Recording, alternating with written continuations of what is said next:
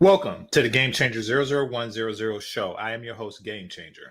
Okay, so I'm going to continue what I started yesterday, talking about Chrissie and what she had to say about the welfare system and basically the Black family, how she feels that Black women didn't collectively sell out the Black family structure for welfare and a check. And she used arguments like, we needed it because poverty existed, et cetera, et cetera, et cetera.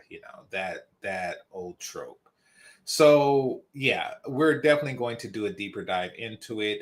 In yesterday's video, she did mention something that we all knew, but now we know that they know, even though they pretend like they don't. And that is, a community cannot progress without both men and women working in tandem towards that progress. Now she's basically using the lack of progress of the Black community, blaming it on the Black men, and then saying, oh, well, the reason why blah, blah, blah, the reason why we're behaving this way is because you guys haven't progressed, knowing that it's a dual effort. And also knowing that they refuse to do their part, basically saying that we're not going to participate in the effort to make the community progress, even though we know that it's necessary, that our participation is necessary, because it hasn't progressed. The logic there is astounding, and yeah, we're definitely going to get into that. So go ahead and hit that like button, people. Now, also, there's a reason behind this. And this goes back to that scene on The Color Purple, where she said, until you do right by me, everything that you do will fail. And basically that's Celie, Curse, and Mister. That is when Black women have come to realize that, they are going to, quote unquote, leverage the success, the future of the ethnicity, so to speak. They're going to leverage that to get what they want. Now, the question is, what do they want?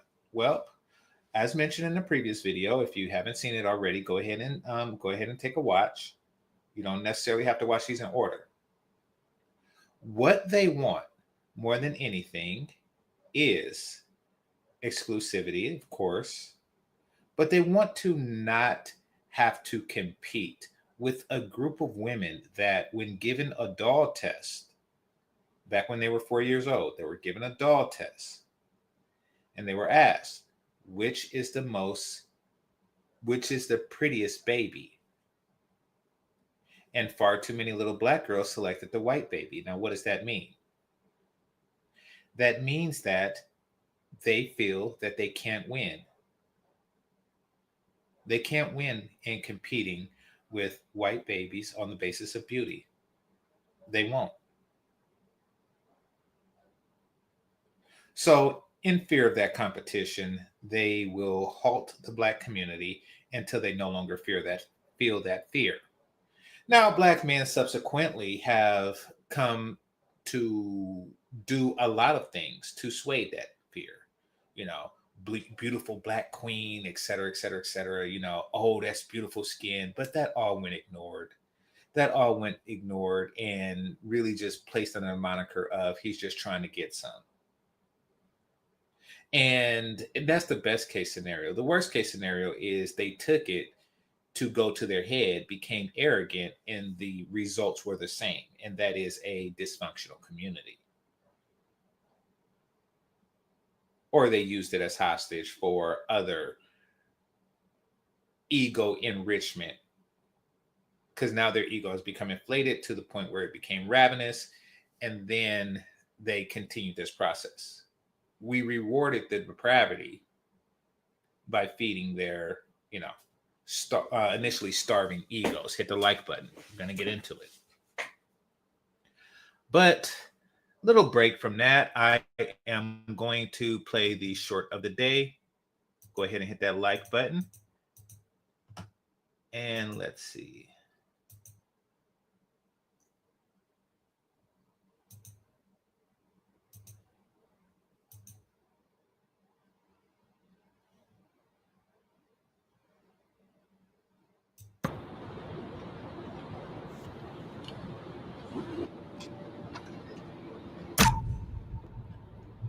Yo, you good? My bad, bro. My bad. My bad, bro. That's your girl? That's my girl. Shit. Damn shame. Because I was looking at you, brother. All them muscles and shit. Holler at me when you want to rip. Hey, man, keep your hands to yourself. I don't want no at all. That was a plot twist. That was a plot twist. What was the punchline supposed to be? That was the punch. I have no words. Kind of squeezed my cheek. I know. Are you okay? Okay. So, quick short of the day. Yeah. Guy's walking with his girl for whatever reason. They are walking while scowling. They're walking mean mugging. Looking for something to be mad at. They see a guy shake his head, and of course, yes. Yo, you good? That's the real thing. My bad, bro. All right. So, short comedy skit. Let's get into the meat and potatoes. All right. So, go ahead and shout yourself out in the chat room, and I'll go ahead and read your chats. In the meantime, let me prepare this video for you all. Subscribe if you're new. All right.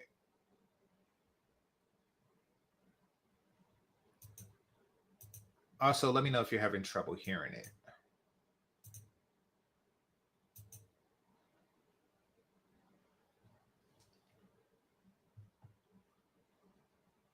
Loyal ones, right? Yeah, so Lena Horne. So my detractors want to throw in all these obvious mixed women like Lena Horne to make the number of Black women who swirled bigger than it was in an attempt to win the argument. And look, y'all, look, I know the pro-Black people gonna come for me. Lena Horne was not Black. I'm so sorry. This was not a Black woman. This was a mixed woman. And I understand the one drop rule, but no, she wasn't Black. I'm so sorry.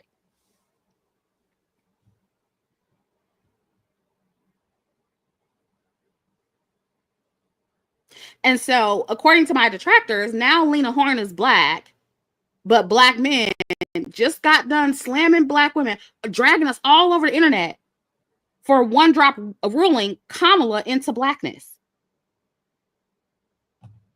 So mixed women are Black now? Is that what we're saying? And he also made the okay.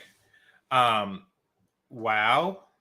I don't think anybody has had the Lena Horne is Black argument this century.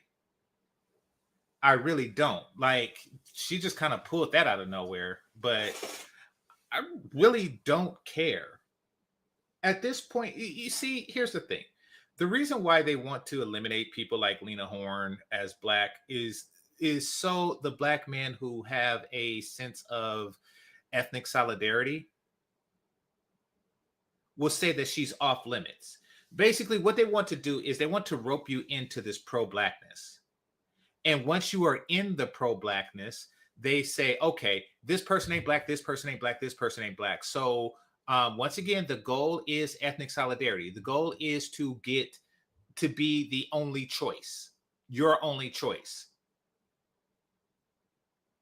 So once you have accepted, embraced ethnic solidarity, they're going to remove as many people out of the ethnicity as possible. That's why FBA exists. The goal is to get people on board to give provisions to a certain ethnicity, and then remove the amount of provisions that are given to the people, like, okay, you're not in this ethnicity, you're not, to maximize the amount that's given to them. It's twisted. It really is, but out of nowhere, she just brings up this Lena Horne character. Just out of randomness. All right, let's get into it.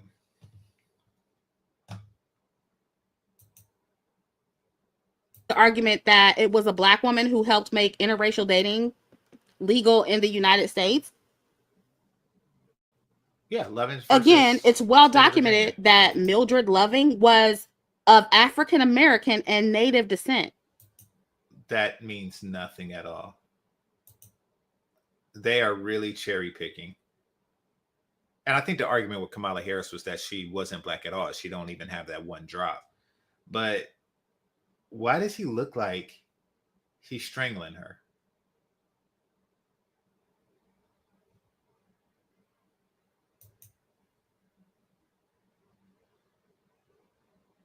As well. If we're trying to get technical about it, okay?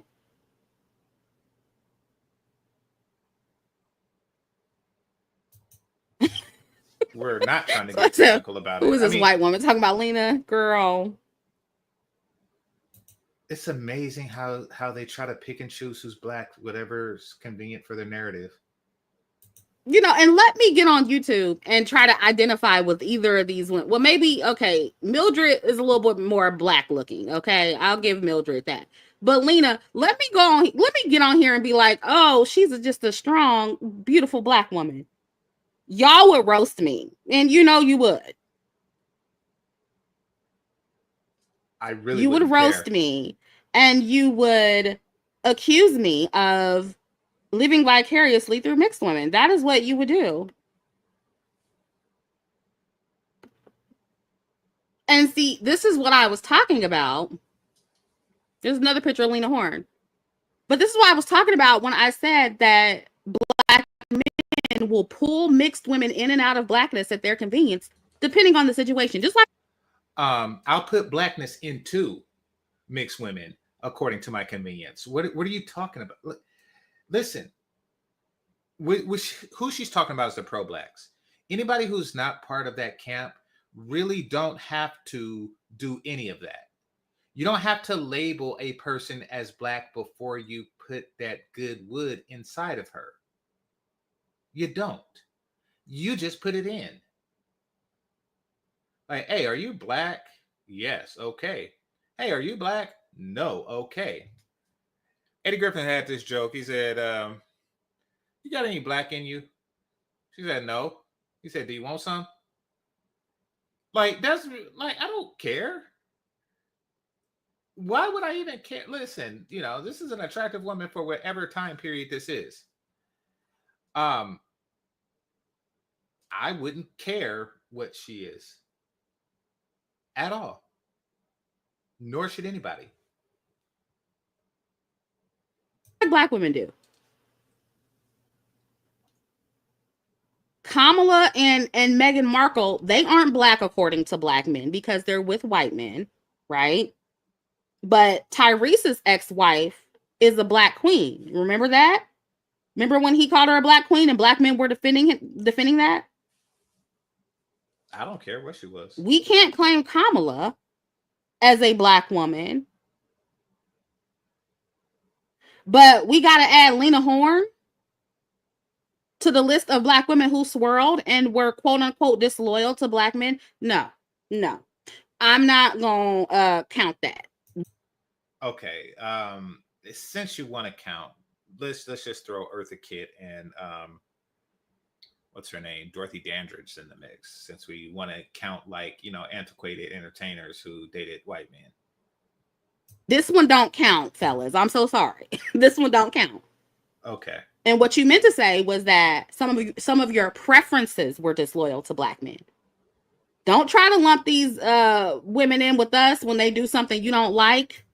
Yes, when they are beautiful, then we prefer them. And there is no shame in that. Because any other time, you know how to separate them from us. Okay? So no, you don't get to do that. And see, the truth is that because there were more black men who were disloyal and dated out during the civil, I owe you no loyalty. I owe you no loyalty. I'm going to say this one more time. I owe you no loyalty. See, the term disloyal implies that you should have been loyal to begin with. And I shouldn't have. And the reason why I'm not loyal or I should say, I don't owe you any loyalty, is because there's no yield to it. Okay, for example, right? Say you live in a city and there's several stores out there, but you are loyal to this store. And then for whatever reason, this store all of a sudden started to charge its loyal customers more for produce. Let's just say for bananas. Like typically a banana is 10 cents, and they say, you know something, I'm going to charge my customers 15 cents. And I am not going to sell them fresh bananas. I'm going to sell them brown bananas, slightly browning bananas. How long will you continue to shop at this store before you say, I do not owe this store any loyalty? Now the store can in turn say, oh, well, I'm not selling these bananas to anybody else but you. It's like, but nobody else want those bananas because they get fresh bananas at 10 cents. When we get bruised bananas at 15 cents. And then if you do sell bananas to somebody else, it's a fresh banana at 5 cents. You see how that works? We owe no loyalty. Only have honorable dealings with honorable people. Rights era than Black women. They have to grab at all these mixed women to make the number of Black women who did it higher. That's all this is about. Oh my gosh. And look, you can grab as many Black women swirlers as you want. Even the actual Black women, grab them. That still does not change that Black men have always dated and married out. Let's see. 3 times the rate. You damn right. Let's make it 6. You cannot offer an inferior product at an inflated price and not expect people to shop elsewhere. Once again, you cannot offer an inferior product at an inflated price and not expect people to shop elsewhere. One more time. You cannot offer an inferior product at an inflated price and not expect people to shop elsewhere. Of Black women. And it's not primarily because Black women's attitude or their weight or hair weave. Oh, wait. So now she's telling men the reason why Black men are not as interested. Okay, let's hear this. I'm curious to see. So it's not because of the weight? It's not because of it. Oh, really? Tell me more about why I wouldn't be interested in a overweight woman with a wig. Or single motherhood, because y'all were historically choosing light, bright, and white women before all of those things were a big issue in the Black community. Were you not? Hell, a lot of y'all were the ones who helped white men promote the Lena Hornes and the Dorothy Dandridges and the Eartha Kitts. Were we? I would assume that they promote themselves. That's kind of how beauty works.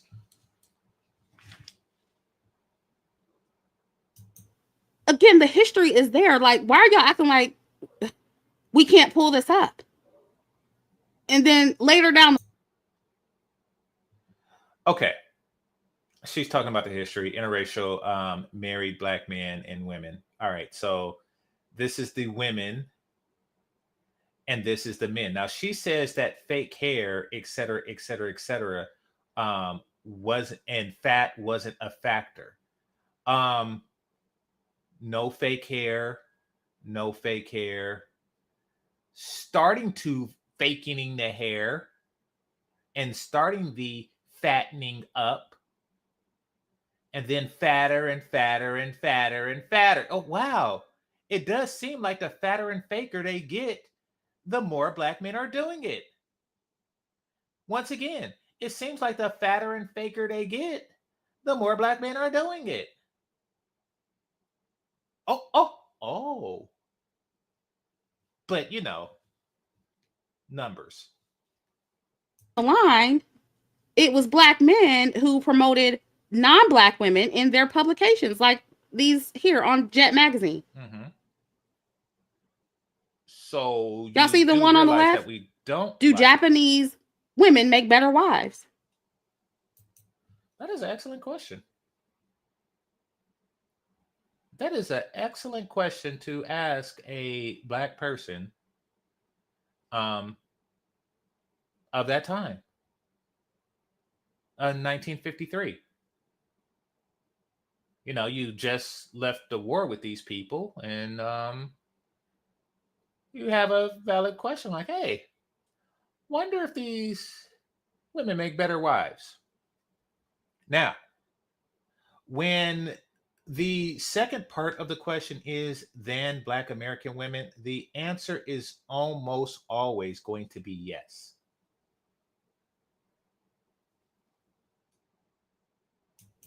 Yeah, this is what they were doing in 1953. It said James and Taruko Miller, Indianapolis couple, has found happily married life since wedding 3 years ago in Japan, where they were legally able to get married. And this is a quote unquote black publication. And this is on the cover. Do Japanese women make better wives? And on the right, this is a white woman on the cover. The one on the left is November 12th, 1953. And the one on the right is February 14, 1952. Okay. Oh, wow. Y'all see the level of fear of this? See, here's the thing. One ant can ruin an entire pound of sugar. You find a single ant in an entire pound of sugar, and that whole pound of sugar is ruined. You find a single publication of Jet magazine, which is over 50 years old. Actually, over 60 years old. Excuse me.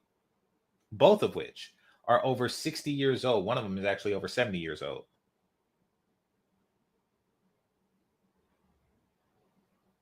Now, look at this. And this is what I'm talking about. This is their biggest fear.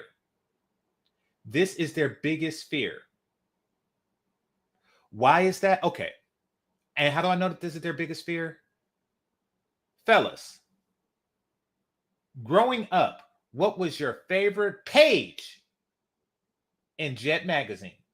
I'll wait for the answer. I will wait for the response, and I will wait for y'all to hit that like and subscribe button. The like button if you're here and you haven't hit it. The subscribe button if you're new and you haven't hit it.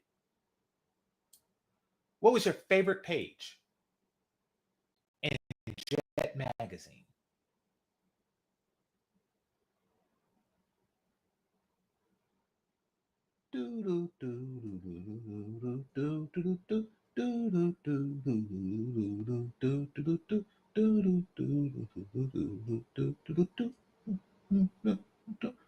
Okay, no one answered. I think the reason that no one answered is because I'm getting a younger. Oh, there's one. Okay, because I'm getting a younger audience. But yes, the Jet magazine beauty of the week. The Jet magazine beauty of the week, who was always a black woman and always bad. So in the past, what is that, 70 years, 12 times 70, they have been promoting black beauty each and every single episode, each and every single publication. Beautiful black woman, beautiful. I actually met one. I worked with her. She was older, of course, by the time I met her, but she had a picture of herself as she was still attractive, but she had a picture of herself as the Jet magazine Beauty of the Week. So every week, beautiful black woman. Every week, or excuse me, yeah, it's Beauty of the Week. So it's not even this is not even like a monthly magazine. Is it week or month? Well, whatever. Yeah, week. Okay, so yeah, Beauty of the Week, every week, 52 times a year, 70 years plus. All of those beautiful black women, and then she just digs into the bowels of Jet magazine, finds these two and say, look, they're promoting white and Japanese beauty. You see how insecure they are? It's one thing. One thing, they're trying to switch things up a bit, change things up a bit, and you mad, you big mad.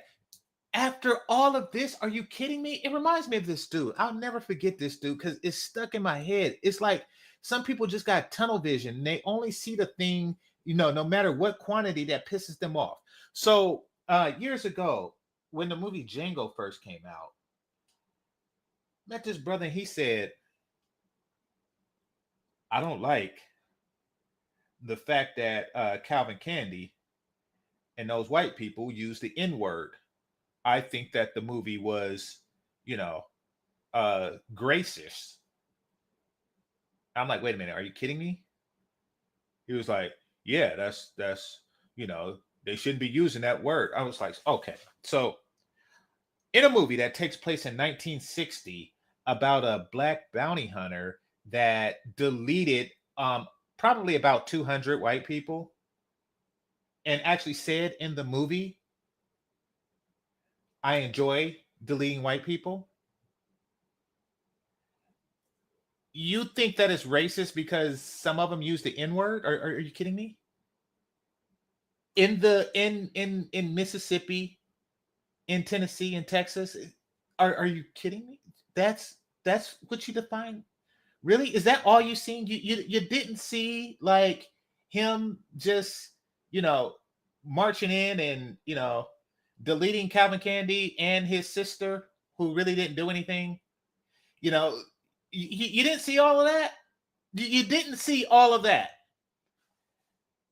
So Chrissy, I'm looking like, so you don't see like all the Jet magazine Beauty of the Week.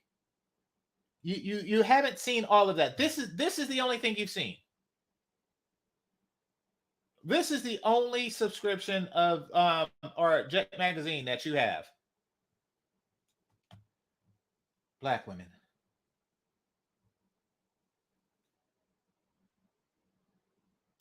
This is what y'all were doing in the 50s. Yeah, vintage passport bros. Yep. Tanya Eartha like Kitt that. talked about the same thing. Yeah, even she was too black for some of these niggas. She said it. Oh, the one on the right is mixed. Maybe so. Maybe she is. She ain't an unambiguous black woman.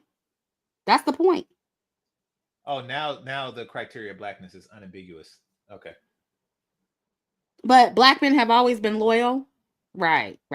And tell me, black men and my detractors, what was the black men's excuse for perpetuating colorism and promoting non-black women?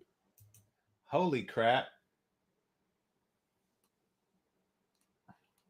What's your excuse for this 1953? So here's the thing.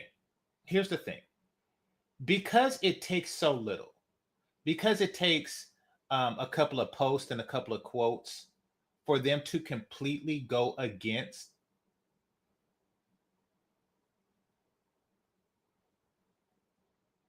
black communities, black families, that's all it takes. If this is all it takes, then they're already gone. The disloyalty is already there. For example, right?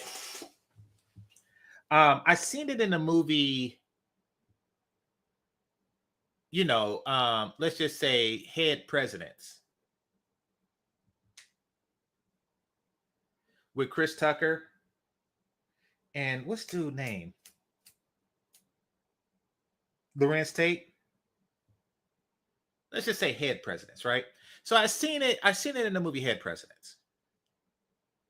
where they were out and they were in the middle of Vietnam. And in Vietnam, they would come across flyers saying, you know, black men go home.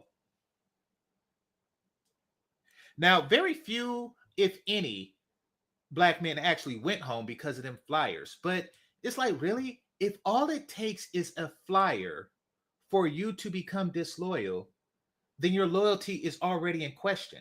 You know, like your loyalty is pending a flyer. Like, you know, there's nothing you could do. No matter, you know, we could promote 1,000 more. We could promote thousands more black beauties, and and all they have to do is promote one like this, and then it's all undone. That's too much. We have been working too hard to build your effed up ego. We have. We could tell you you're beautiful, you know, a million times a day, but the moment you see, you know, something like this, you're like, oh, I don't want to deal with that. Like, what? I got to start again from zero? I just told you a million times. Forget that. Nope. Your ego is now your responsibility. I repeat, your ego is now your responsibility. In 1953 and in 1952, because back then, unambiguous black women weren't fat like that. They weren't wearing a bunch of hair weave. Yes, that's why they were promoted every week in the same magazine that you're talking about. That's why they were promoted every week in the same magazine that you're talking about. There wasn't a lot of single mothers. So what was the reason? You just showed statistics that there were a lot of single mothers. Oh, wait. The white man made you do it, right? Holy the crap. White man, the evil white man made you do it. You didn't have any control over it. He made you do it like he makes you do everything else. That's the answer, right? Okay. Yeah, the white man made you do it. Yeah. Y'all, it's pathetic to me. Did the white man force their hand and make them put this on the cover of Jet magazine? Do Japanese women make better wives? Did the white man force them to do that? Did hair weave and eyelashes force them to do that? Well, it forced us to do it more. I mean, this is just one brother. Now there's like a whole passport bro movement. So, yeah. What forced them to do it, y'all? Cause you know it ain't their fault. It's somebody else's fault.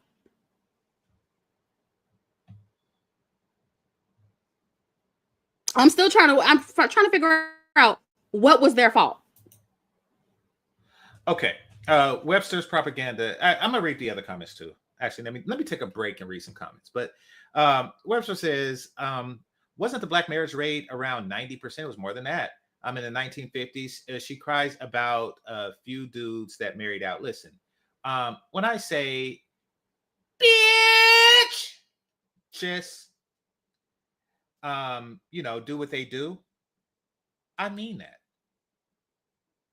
And the reason is because okay, Chrissie and those like her are, you know how Listerine, I said this before, you know how Listerine kills 99.9% of germs? These are the women that complain about that 0.1% that they don't kill, that Listerine don't eliminate.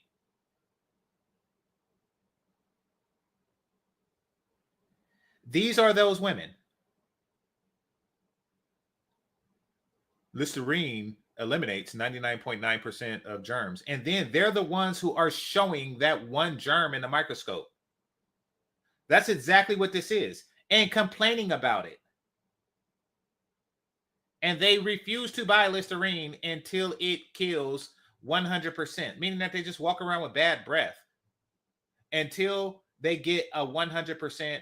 This is the lunacy that is going on. The mandate to fix their shattered ego is not achievable. It's not.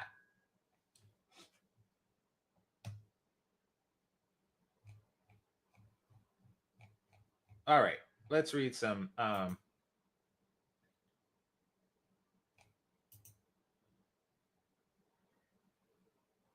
The black woman's greatest fear and the white man's greatest fear are the same. Black men with black women that respect us.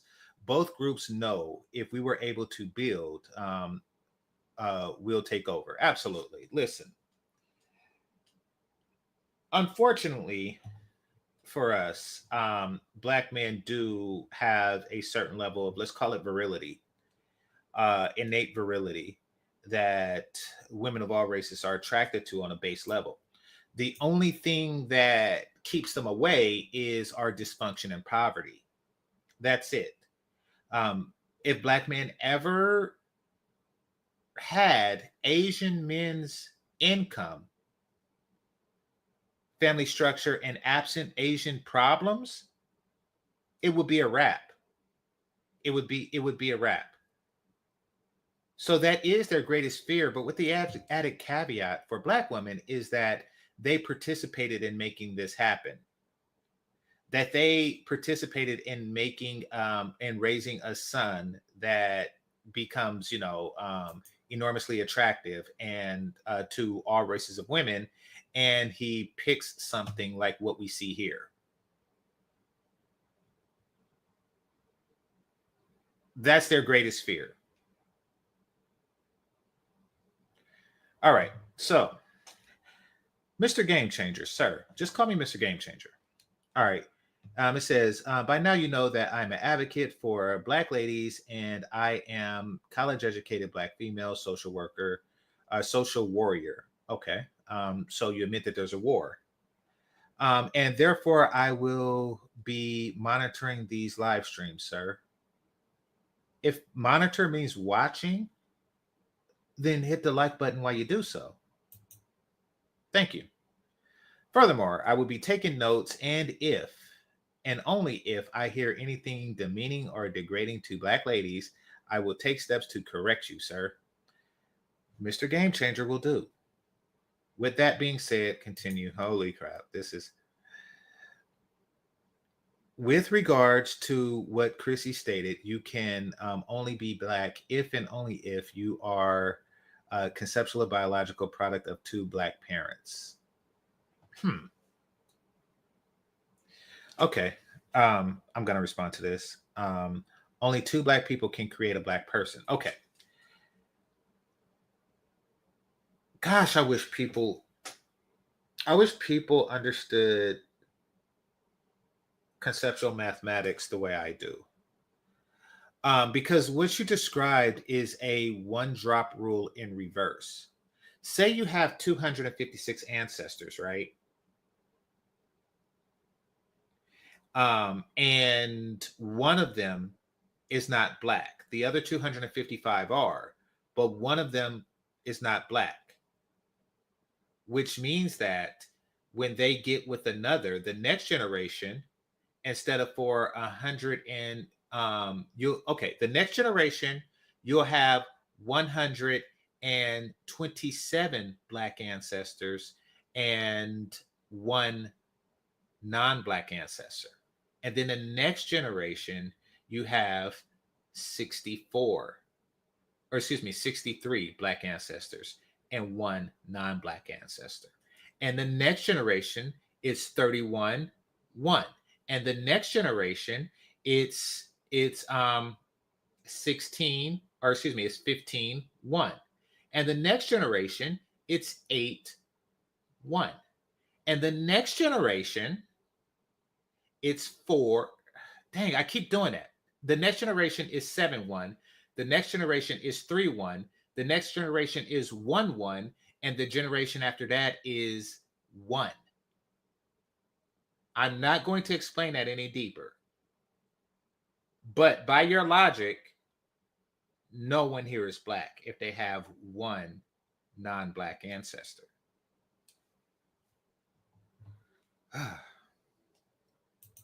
Women. Stop being jealous and bitter. Yeah.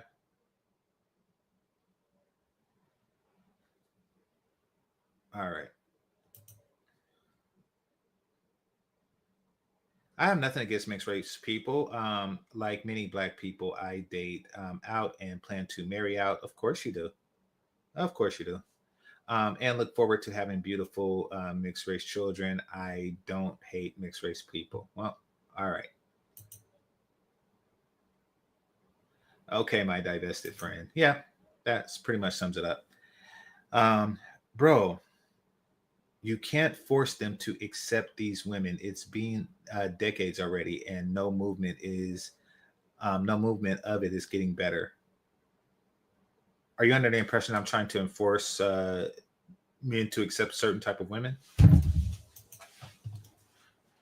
Write that in the chat. Sir, I care nothing about your genitals and where you put them. All I care about is making correct statements based on validity. Okay. I don't understand what validity is, but okay. Once again, Lena Horne is Elizabeth Cleveland Hardcastle. Okay. Tree's wife has black mother and white father and is mixed race. Okay, don't care. Kamala is old news. Now divestors just taking out. Yeah, exactly.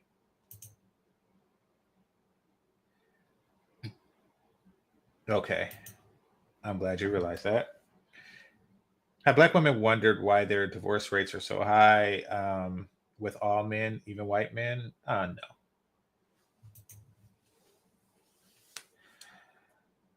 Black men can't be the problem if black men have lower divorce rates than black women while being more married. Interesting perspective. Loyalty to failure. No, true success. Get your passport and GTFO. Yeah. If you find yourself single for an extended period of time, then okay, put it like this. If you were ever shot down by a woman who was single, then you can always argue that she's not loyal. Meaning, even if she's out of your league, if you were ever shot down by a woman who is who's single, then by all rights you can declare that she's not loyal, and therefore you do not have to be loyal. Because what she's saying at that point is that she would rather be alone than be with you. And where's the loyalty in that? You would rather be with a non-black woman than be alone. She would rather be alone than be with you. No loyalty.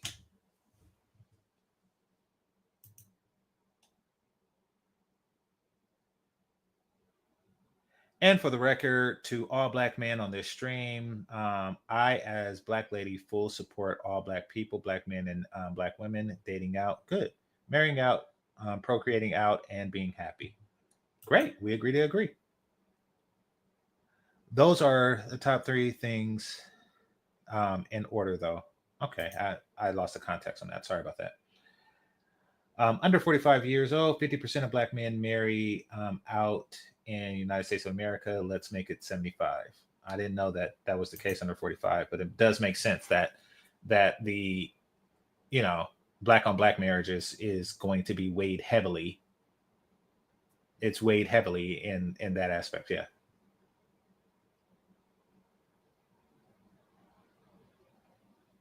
You cannot offer an inferior product at an inferior price and not expect people to shop elsewhere. Brilliant analogy. If I said that, I misspoke. I meant to say inferior product at an inflated price and not expect black people to shop elsewhere. Absolutely. You just can't. If Dodge started selling their cars at the cost of a Mercedes, at an inflated price, at the cost of a Mercedes, then you would just say, yeah, but what about America? Buy American. It's like, okay, yeah.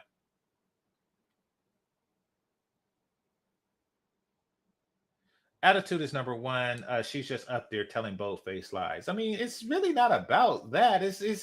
I mean, for one, she is telling bold-faced lies. But for two, she's talking about a problem that did not exist to the extent that it exists today. And it's really not a problem. It's really negligible at this point. But once again, all it takes is one. You know, like a million black men could be married to a million black women, but they see one black man with an Asian woman and say, "Oh, there's a problem," and it's always been a problem. Holy crap! Big Brother Game Changer. We are living the fulfillment of prophecy.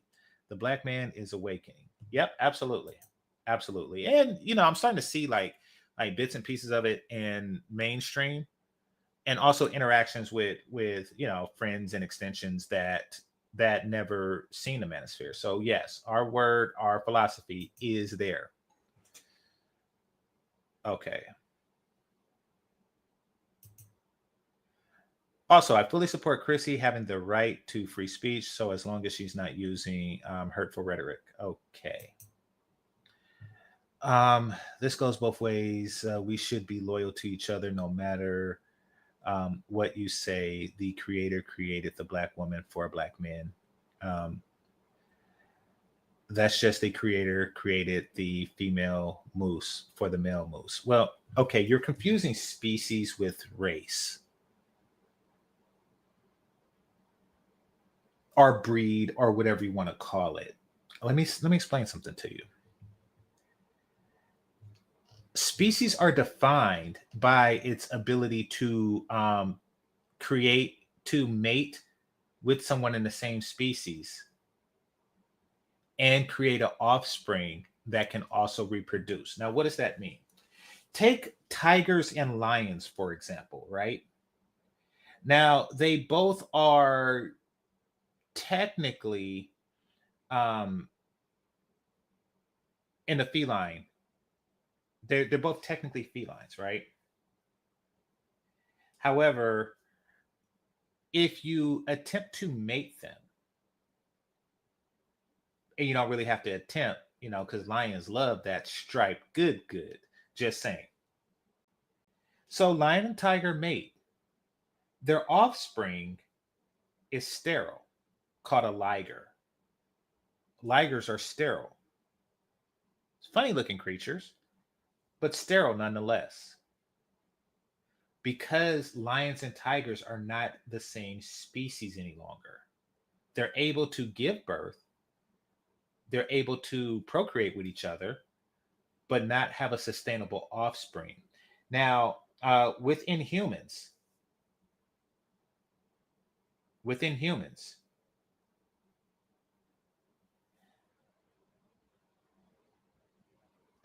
liger or tigon, yeah. Wonderful thing about tigers. All right, anyway. Now, within humans, a black person can get with any other race or ethnicity of people and have offsprings that are also fertile because we are the same species. So, you know, and the Bible never really says black men, black women, and et cetera, et cetera, et cetera. It doesn't say stuff like that. So you're wrong in this one. You know, I have to respectfully disagree, Brit X.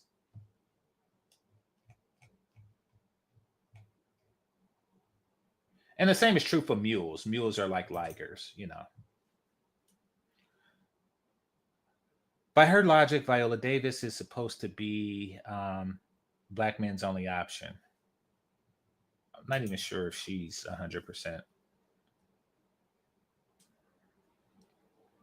When you bring up promiscuity, the craziness ensues. Yeah, absolutely. Well, I mean, by Tamiko's logic, I'm not going to say how, because I don't like to get into my family history, but in a distant way, I am part Native American, which would mean, according to Tamiko's logic, I'm not black at all, which means I'm not bound to any rules that Chrissy creates for black men, nor do I owe any obligation to them. All right. When you bring up promiscuity, the craziness ensues. Absolutely. But loyalty also comes with responsibility. We both have to keep ourselves up, keep ourselves healthy, not just for each other, but for ourselves. Yeah, good luck convincing them of that.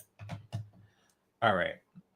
I fully support Mr. GameChanger having free speech. So as long as he's not using hateful rhetoric, I suppose that it's not free speech if I'm limited to only non-hateful rhetoric. I support all people using free speech. So as long as they do not use, okay. We spoke about that. All right. Yes, they do make better wives. I don't know how true that was in the 1950s. It most certainly is true now. Yeah, that's what I could say. And it may have been true back then. Who knows? But it most certainly is true now.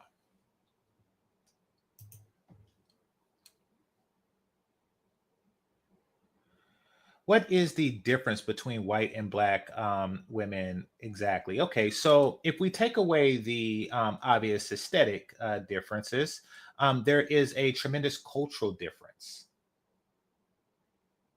And without going into the intricacies of the cultural differences, let's just say one group of people is cultured to work with their men. The others is culture to attempt to control their men. Get it? Got it? Good. All right. In a nutshell. All right. Random, it says those are extreme outliers in that time. Yeah. Well, they only see the extreme outliers. What does she show the start from 1960 census that says 60% of IR relationships were black men / white women? I don't know. It just offends them when you don't pretend like they own us. Okay, I got to move through these faster. So let's see. Okay, major difference between black men and black women. Who actually dated white women? Okay, 60. Let's see. Only type of white women that are similar to black women are white women with black friends. Yeah. White women who have chose to embrace said culture. Absolutely. Let's see. They think they're both women with no differences. This difference. Okay. Let's move past that topic. Chrissy mad at Jet magazine cover from the front 60s. Yep. Well, trust me, they look for reasons to be mad. They walk around with this. Basically, it's called confirmation bias. It's called confirmation bias, and that's really what people complain about when they complain about things like racism or something like that. You know, like if you walk around thinking that all blacks are criminals, and you have been a cop for 20 years, and you come across one black criminal, and it's like, yep, that proves it. You know, it's you only see evidence of what you were looking for. So yeah, she definitely has a confirmation bias, and there's nothing I can do about that. So, you know, that's get help. I mean, but don't expect my penis out of this. I would ask what black women's excuse for being insufferable, angry, bitter broads. Yeah, they have a lot of those. All right. I'm sorry, man. We's ever look at unbothered women? No. Okay. So yeah. Mama's baby. Papa's probably not. Yeah. I pledge my allegiance to the black woman is God, ma'am. Yeah. All right. Really listen to your commentary when y'all pay their videos. I can't. Yeah. Was it the black marriage? Yeah, we already covered that one. But GC has documented that 1960 census report making up 60 black women, white men makes up 60% of IR couples. How come they ignore that? I don't know. I don't know if what she showed is different or what have you, but yeah, I mean, you know, it was according to her own graph, 37, 32.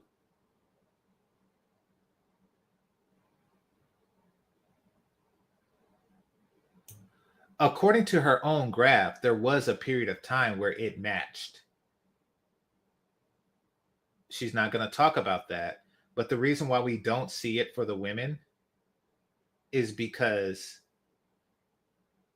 presumably it overlapped. It overlapped for quite some time. So, yeah, there may be some validity there.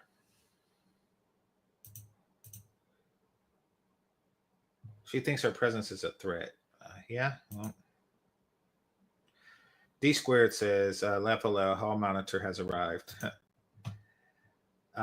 Big Mama is watching, bro. Yeah, Big Mama is watching a lot. She's also eating. Unless you're Kamala Harris, of course, because she's the first Black woman president, allegedly. I mean, you know, we still haven't found like her Black ancestor. Why do they try to mommy Black men several mental? Yeah, exactly, because they're just hoping for an Oedipus complex, I guess. Hit the like button. The logic always been stupid to me. If a person is only Black, if they have two parents, then we never had a Black president. We can, yeah. Well, I mean, it's not even that. I mean, like I said with the 256 ancestor thing, is the whole logic falls short if you have one that's not Black, because that's how pair bonding works. But so since my grandmother was part Native, my mom, yeah, exactly. Exactly. The logic completely falls through. There is no Black people, therefore there's no need for unity. All right. Or the loyalty that they talk about. Yep, facts GC. Yep. What is this? It's a computer screen. What do you mean this? We need DEI dating. Yep. So if you are a white woman and you have never slept with a Black man, DEI, and here's my penis. All right, so DEI shopping. SYSBN for Brothers Mainstream, go bro. Let's see, Mr. and Mrs. Smith show. Okay. Liger bred for its skills and magic. What do you mean magic? Some cultures believe that they have magical properties. I never heard of anything called a Tigon, but I guess it depends on which gender is the lion versus which gender is a tiger to determine the difference between those two. I'm not certain. Technically, whites are a different species. Okay, I'm not going to read this foolishness. Don't put stuff like that there. Listen.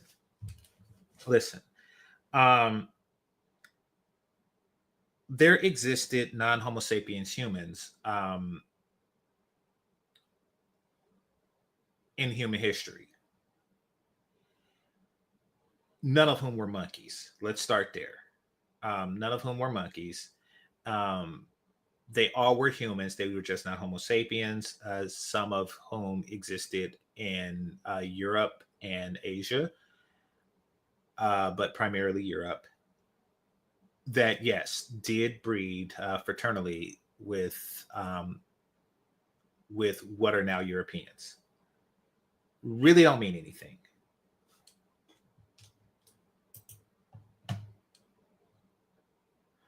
All right. It says they don't make it in the wild. Their offspring's only been produced through artificial insemination. Yeah, okay. So I should say by natural means then. All right. It says they're supposed to diversify your gene pool. Well, the term that you're looking for in that regard is called hybrid vigor. And it works under the theory that that genetically diverse beings will produce a genetically superior one. Now, I don't necessarily agree with that, and nor do I think that it really applies to something as complex as humans or as simple as cauliflower. However, I do think that it is the furthest thing from incest that is humanly possible. So we can start there. Genetic diversity is the antithesis of incest. Tamika be in the chat saying white men are better because it's never white people live. Okay, she's always in our space. Yeah, that's just, that just comes with the territory. Brother, explain more. I disagree. Okay, elaborate. Black women work with black men. To what end? I mean, we'll bite, to what end?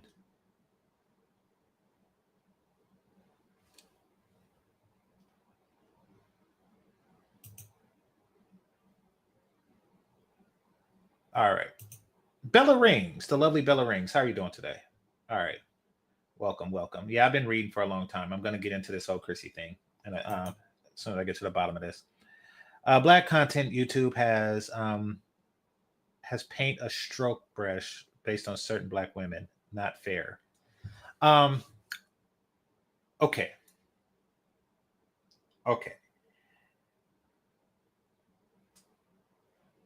How can I best explain this? Oranges are called orange. Or excuse me, oranges are called oranges because they're orange, which means that someone has observed the color of oranges and painted a broad stroke, labeling the fruit the same as the color. Now, there exist oranges that are red, and there exist oranges that are yellow. However, the name still remains. See, we're describing a general collective behavior of a group of people.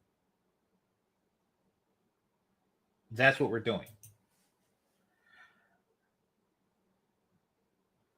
Everybody knows that black men are notoriously prejudiced against black women. I think everybody is notoriously prejudiced against everyone. See, what you're describing, Shitty, is called an ethnic reputation. I'm going to repeat that word, an ethnic reputation. And like it says in the 48 Laws of Power, your reputation is everything, protected with your life.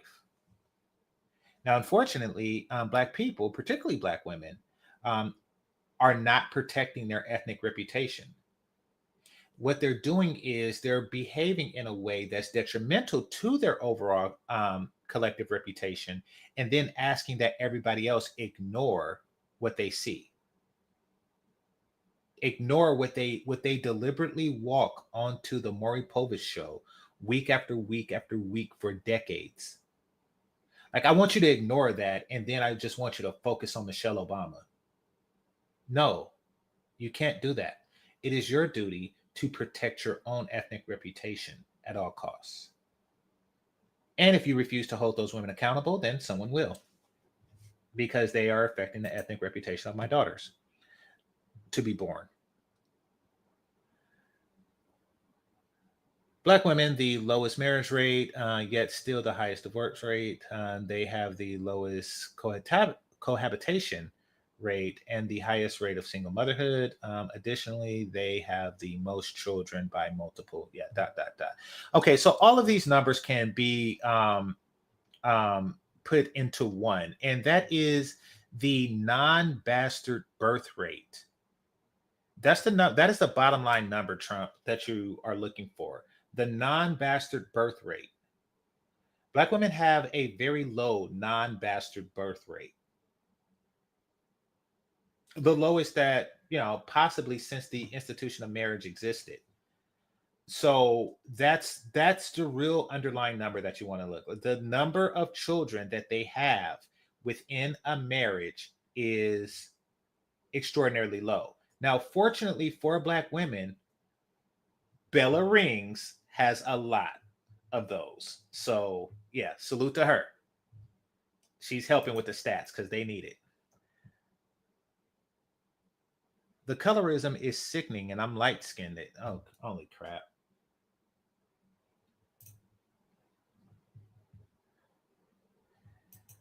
Okay. Notice how people like this exist. Light-skinned women who protect Chrissy, who don't classify her as Black.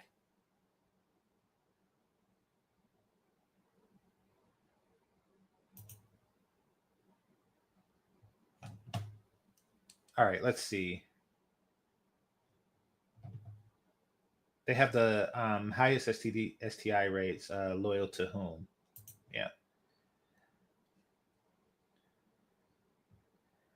Everyone knows black women buy weave that don't match their hair texture. Black embrace their features more than black women. Yeah, absolutely. Let's see. Loving versus Virginia. Okay. Good point. Black women are loyal to black men. Majority of black women are married to majority of black men. No, they're not. No, they're not. Stop listening to Black Red Pill YouTube. Listen. You're saying that the majority of black women who are married to black men. That's not loyalty. Because you see, if the majority of black women were married and then they were married to black men, that's loyalty. Okay, put it like this. Just because a person isn't drinking Coca-Cola, that doesn't mean that they're drinking Pepsi. That doesn't mean that they're loyal to Pepsi.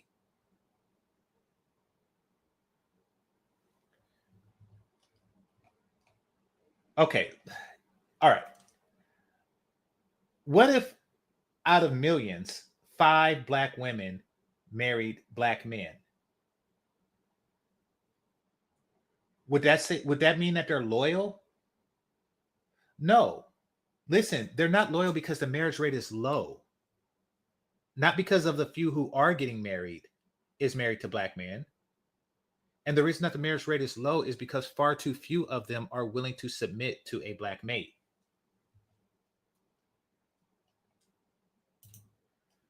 All right. Black women are the people who talk about good hair, nice. Yeah, that is true. And y'all got it bad in the South. Oh my gosh, my cousin. That was just, I had a very strange Thanksgiving 10 years ago because I got mixed race nieces. Anyway, I won't even go into that. I was just cringing there. All right, so let's see. Getting ran through by 50 black men isn't loyalty. It's called preference. Okay. All right, let's see. King's Picks excuse for not being allowed to wear hair in natural state, accepted by black men. All right. We accepted it before fake hair existed. So that's how people like myself was born. But anyway, GameChanger. The reason why they don't want to talk about the overlap in the graph is because black men have evolved since to do more desirable, and black women devoted into, well, I mean, the overlap in the graph ends like during the civil rights movement. You know, like once both sides were free to do so, it kind of skyrocketed for the men.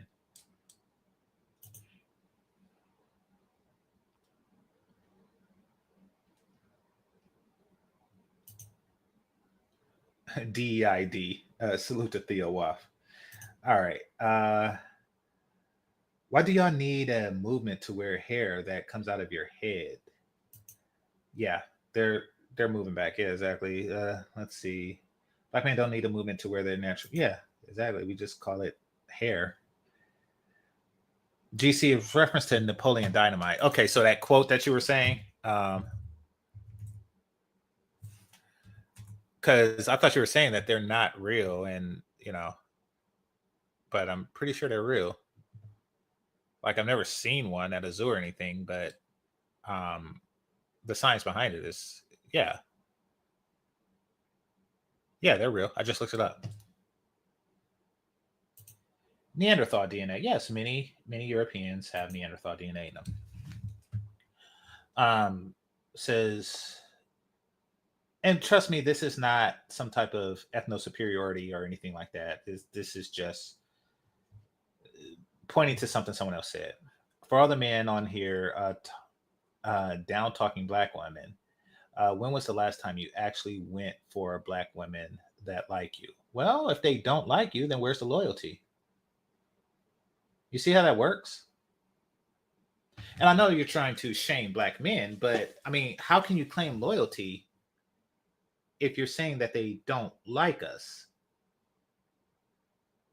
Explain that to me.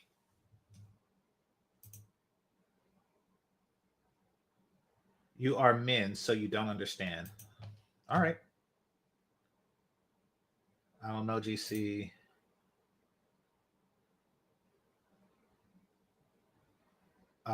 Like how y'all attack men over here, attack me over here. Okay, I don't. Dang, this is y'all got a lot of chats. All right. White man I dated never worried about hair. Okay. Yes, they did. Yes, they did. Africans are the most genetically diverse on the planet. 2 African tribes are more diverse than in African and European. Absolutely, because fewer Africans traveled to Europe and Asia to populate the continent. So of course they're going to be more genetically diverse.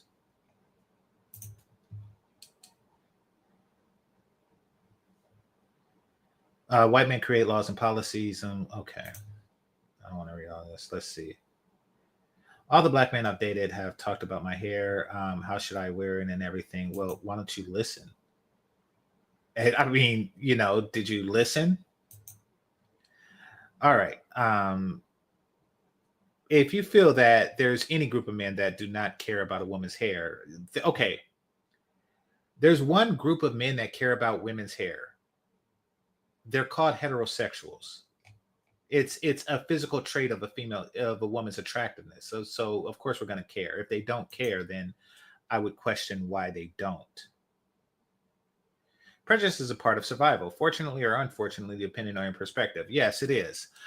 So when I was in the Boy Scouts, I was taught this phrase. Black meets yellow. Oh no, red meets yellow. Kill a fellow. Red meets black, venom lack. Now, what does that mean? There's species of snakes out there. With both species have red, black, and yellow stripes. And what the rhyme was saying was, if the red stripe touches a black stripe, or excuse me, touches a yellow stripe, it's deadly. Red meets yellow, kill a fellow. However, if the red stripe only touches a black stripe, then it's not deadly. However, you can just not deal with any striped snake like that. That's the thing. You just don't deal with. You see a snake with red, black, and yellow stripes. You don't have to sit there and say, "Hey, wait a minute," and remember that. You can just be like, "Hey, you know something? Some of y'all is deadly." I mean, it all depends on how you want to do it. Like if you really want a pet snake, and then you look at the stripes in detail. But if you really don't care like that, then you like I'm gonna just stay away from that whole group of snakes.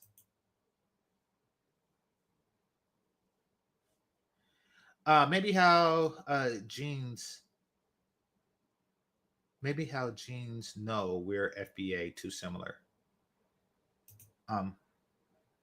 Okay.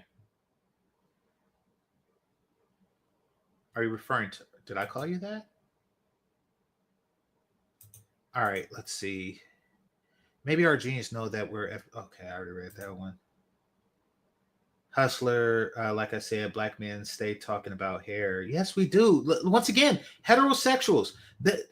That's what we do. If you don't like it, then by all means, find yourself an interior decorator that does women's hair on the side and have at it. Listen. If you don't like people,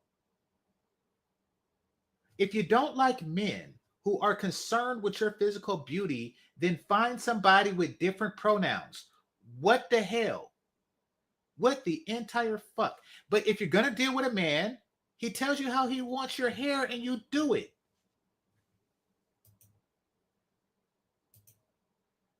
Man, give me it. The majority of black women aren't married. Yeah.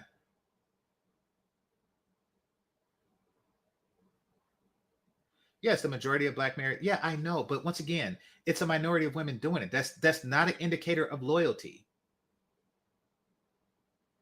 That's not an indicator of loyalty.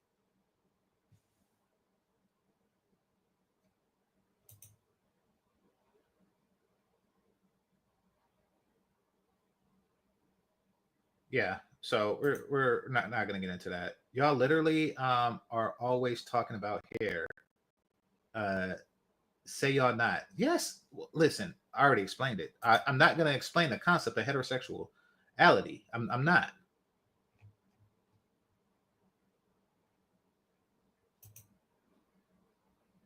We're heterosexuals. Black women fund Asian stores by buying billions worth of fake hair. Yeah, exactly. I'll be honest, it wasn't that big of a deal in the 90s, but it wasn't as prevalent as it is as it is today. But yeah, I mean, for wigs to be commonplace, like y'all the Continental Congress in 1776 is ridiculous. It's not hot. And the fact that we have to tell you multiple times shows that you're stupid. I tell you what we want and you give me it. Like we've been saying we want real hair and y'all try to say like, oh yeah, why y'all talking about my hair? Listen, I tell you what I want, you give me it. And I'm not telling you something that you're genetically incapable of giving me. I don't meet you on a date and say, hey, I'm not feeling those titties. Come back bigger and upper. I don't say stuff like that. But no, if it's something you could change, then change it. What the fuck? No, y'all don't. Black men hate natural. Oh, crap. So black men, y'all are on some retard stuff, I tell you. All right. Let me go back. Can you stop telling these lies? Black women fund Asian. Okay. Why are y'all talking about here? Snakes. What are you talking about? What I just said about snakes?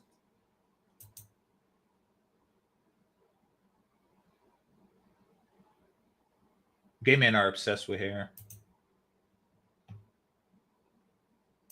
Yes, with doing it, not making love to women with it. That's what gay means. Jesus. Red touch yellow, a poison fellow. Red touch black, poison lack. Yeah, same thing. Same thing. Taught me in the Boy Scouts to memorize like which snakes are poisonous and which aren't. Copperhead snake and rattles. Yeah, so you know you're poison snakes, but I mean people don't like snakes because some of them are poison.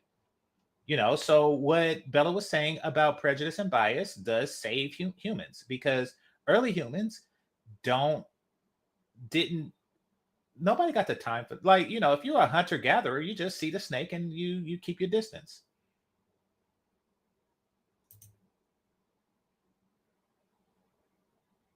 Never heard a straight non-black man talk about hair. Then are you sure they're straight?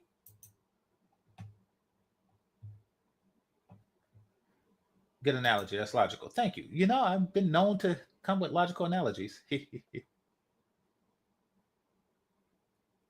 All men care about their women's hair. All heterosexual men do. Absolutely. Like, what the hell? And fathers.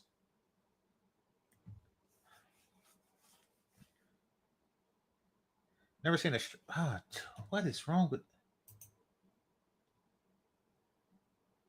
There's a ton of projecting going on. Let's move on. Yeah, okay. I'm almost done. Bear with me, Bella. Yeah, that's why I skipped over that hair talk, because it was just a bunch of... Don't the white community have like 50% out of wedlock babies or something? Well, I don't know. And I don't care because, we're talking about black issues. How come y'all harp on 70% single motherhood amongst black women? Because it's a lot.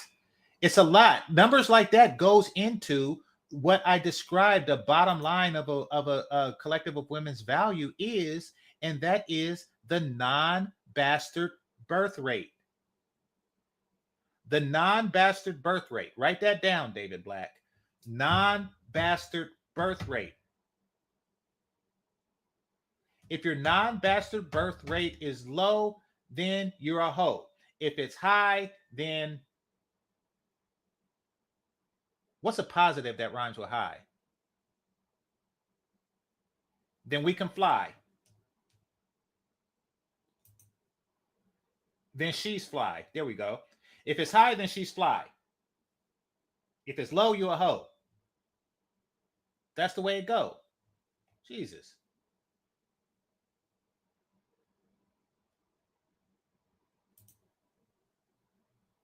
Shout out H&M. I am watching you, Mr. Game Changer. Why are you watching? What do you think? What do you think I care? Listen. I'm fit, handsome, with a high IQ and a big dick. There's nothing you can do to me. Oh, Jesus, gets on my nerves.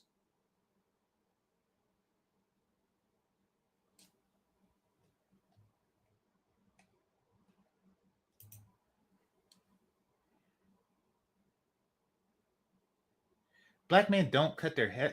Black men cut their hair because they don't like the hairstyle. We cut our hair because we go bald at a certain age. Now, I don't, but we do.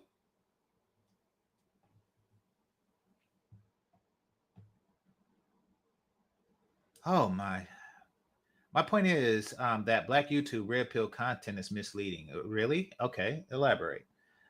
In the real world, Black women are loyal to Black men. Majority is always focused, not all, but the majority is yes. No, that is not okay. All right. No matter what a Black woman do to our hair, Black men will always have a problem with it. Okay. What you're saying is that in a population of millions of men, that some men is not going to be partial to a particular style that a woman gets. And that statement is true. Meaning that if you get your hair done a certain way, a large number of men will like it, but some will not. That's unavoidable. However, collectively speaking, we're saying that we don't like fake hair. And you know this. Now, what you're going to do and what you're edging for in this logic is for the opportunity to wear fake hair, find a man that likes it and say, you see, y'all like it. Or wear real hair, find a man that don't and see, y'all don't like it. It's proof by counterexample. It goes back to what I was saying about the oranges and the yellow oranges and the red oranges, you know, if you were here for that. All right. So according to you, the other men don't care about hair unless they gay, but Keisha will always go to the store and buy Peruvian. Yeah.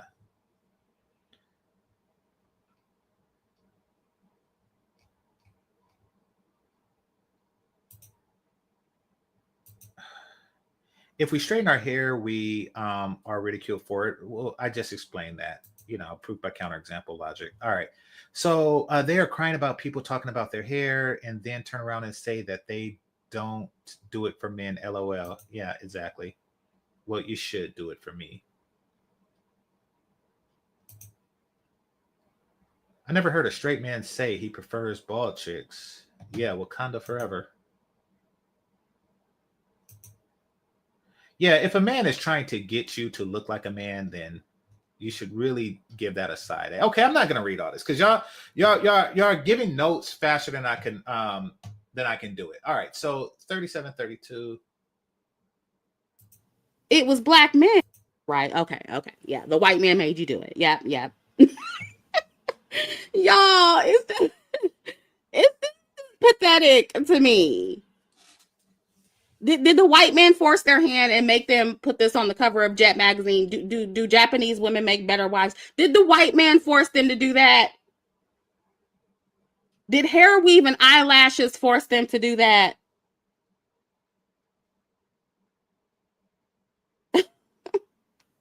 What forced them to do it, y'all?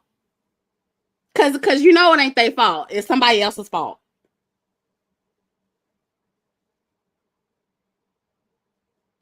I'm trying to figure out what was their fault. What was ever their fault back in the day? Okay, look at this comment. Jet magazine was the fantasy of the owner. Yes, he fantasized about a jet beauty every week.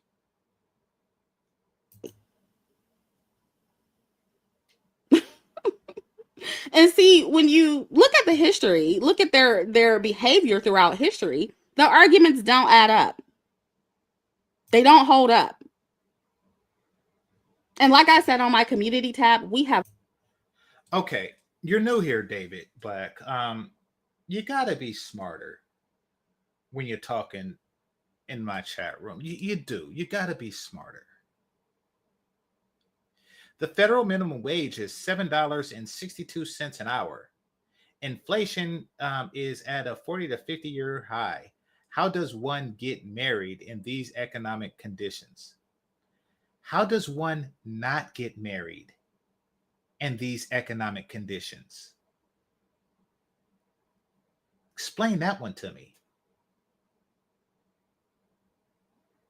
Why would two people who under poor economic conditions, why are they paying two rents? How do you not get married in these economic conditions? Explain that one to you. Once again, you got to come with that IQ, like stretch it, do something, but you got to come with some IQ if you're gonna speak here. How do you not get married? So let's just say you have two people living in an apartment building. One of them live on 304 and the other one live on 305, right? Every day they pass each other, not married, wondering how they're going to pay rent. Wouldn't it make sense for them to get married? What is wrong with you? To have like one Netflix account?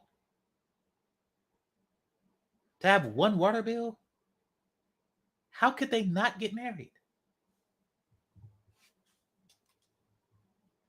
Mothers, we have, Black grandmothers, we have other Black female relatives that were born and growing up in the 50s, 60s, and 70s. They're still alive. They're still around to tell us what was going on then. And most of them were not living these, luxurious, cushy, Black elite lives, their lifestyles, rather, with their children. This is her way of saying poor people existed in Black America. And provider Black husbands. And there were many Black women that were also not feminists during that time, including my own mother. She was born in the late 40s. And she done told me a lot of stories. And ladies, if you're around some of these women, ask them what their husbands and Black men in general were like in the 60s and 70s. Ask them how they felt about Black men and how they were promoted in the media, or how they promoted Black women when they had control. Ask them. They'll tell you. Ask them what the financial and economic conditions were like. And again, I mean, you can bring up all these exceptional Black elites that were in the upper class, but that was not the majority. If it was, again, there would not have been an entire civil rights movement happening. The fact that I even have to do a video like this, ladies, it should really tell you everything you need to know about Black men. Okay, I don't know why she's conflating the civil rights movement with the promotion of Black women, or how Black men felt about Black women during that time period, because these are two completely separate things. I mean, I see what she's trying to do, but it's not, that plane is not landing, because what she's doing is she's saying like, oh, Black, there were problems in the Black community way back then. Like, okay, that there were problems. We get it. Civil rights was a problem. Yeah. So because there was problems, that's why black women, feminism exists. Wait, what? That's why we turned against the black family because what? Civil rights? So no, you're conflating the thing. Listen, the thing is that, you know, whatever problems that existed, if feminism was an attempt to solve those problems between black men and black women, it failed tremendously because it did not solve those problems. It turned y'all into a bunch of fat ugly bitches.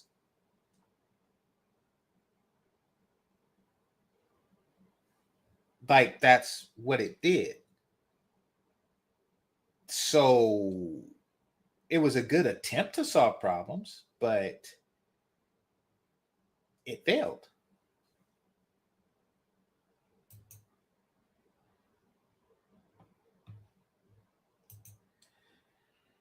I was lied to by black men. Black traditional marriages never existed.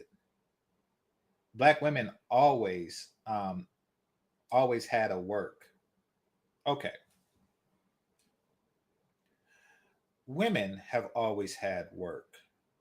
I should say non-elite women have always had to work. Um, because modern women have come up with a bright idea to sell marriage to men and black women in particular, what they have concluded through a process that they, unfortunately call hypergamy, which is a misnomer, but we'll get into that possibly later on this video. They feel that the only way to get married is if a person completely puts them up. That's why their marriage rate is so low. Like, okay, if I'm going to marry you, you're going to have to fund my lifestyle into perpetuity. That's a ridiculous notion. Every woman, unless she was wealthy or married somebody extraordinarily wealthy, worked. Why do you think we have terms like milkmaid? Why do you think we have terms like milkmaid? Why do you think we have terms like seamstress? Like, these are people that always did stuff. And yes, these were white women. The fuck is wrong with you? You think that married women shouldn't have to work? Our marriage is their work. That is a privilege of the privileged class. If you are not in it, then you are not in it. Deal with it. You awful human being. Yeah, tavern wenches. There's all sorts of stuff. Like, dang, what's those people? What do you call those people?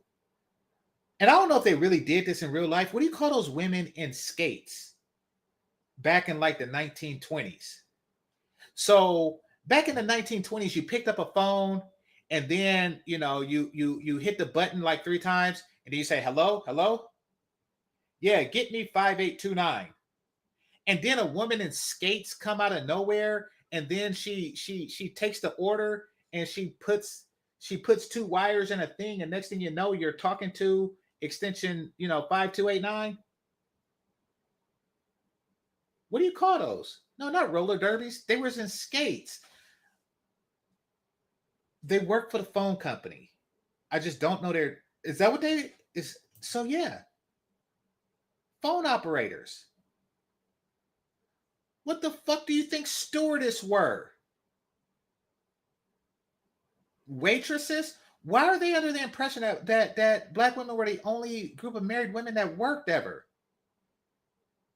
You have stewardesses, you have waitresses, you even have gatherers. You even have freaking gatherers. Since the beginning, since hunter-gatherers, women have worked. Switchboard operators, okay. And those weren't the only bitches in skates. What about the ones where you drove up to the window? I mean, I think Sonic still does it. you drove up to the window and a woman with skates came out and asked what kind of food you want while you sit there chilling. Every woman worked. This notion of, you know, not having to work while in, like, basically these bitches are looking for like early retirement.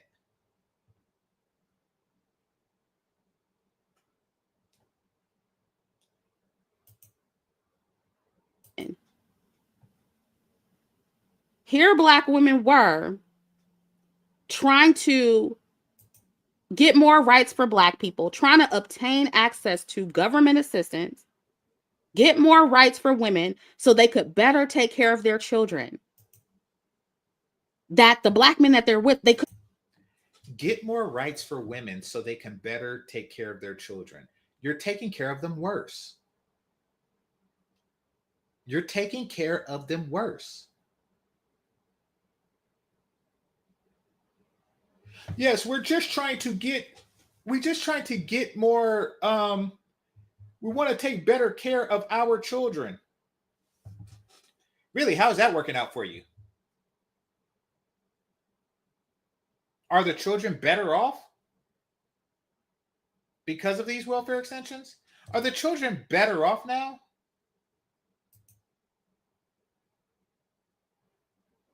No. The reason why you wanted welfare so bad is so you can leverage your men for a better deal.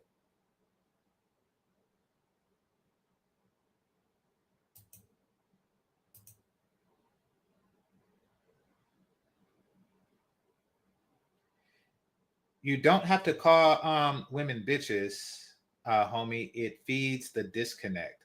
I don't call women bitches, John Henry. I call bitches bitches. Have I ever called the lovely Miss Bella Rings bitch? No. I don't call women bitches. I call bitches bitches. 18th letter. Thanks for the super chat. It says, want to give a shout out to you, GameChanger. Appreciate it. As we can see, these women have been lying and projecting their own self-hatred for so long. They now believe it. Absolutely. Absolutely. The delusion is real.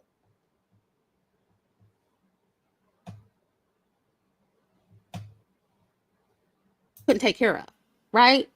And those women are in 2024 are being labeled as being disloyal. They're being accused of betrayal.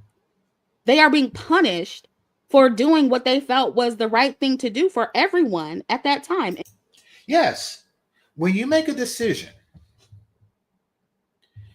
that you feel is right, but have extraordinarily wrong consequences, you are held accountable for that. But you see, here's the problem with people like Chrissie. And that is, they won't admit that it's wrong, meaning that they'll do it again. It means that you're not learning from your mistake.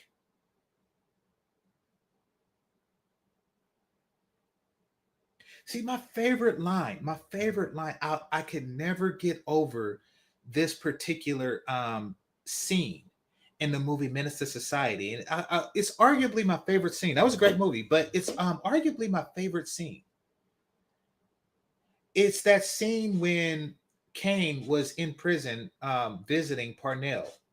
And, you know, he had a talk with Parnell and he said, you were like my dad. And then, you know, Parnell said, listen, you know, raise my son up to be better than me. Teach him that the way we grew up was bullshit. See, he had to admit that everything he believed was wrong. The cuz, the blood, all that stuff. He had to admit that that was wrong, that that's all bullshit, in order for his son to do better. And that's something that people like Chrissie will never do. They have to admit that the women and we're not going to, collectively, it's like, you admit it. We have proof that it's wrong. No, it's not about that. It's like, listen, just admit that that's not the way to go so you can move forward. And possibly we can move forward together, but y'all won't do that. It's like, listen, relying on the government to take care of your kids was not a best plan. It had unforeseeable consequences, one that future generation has suffered through. So don't do it again.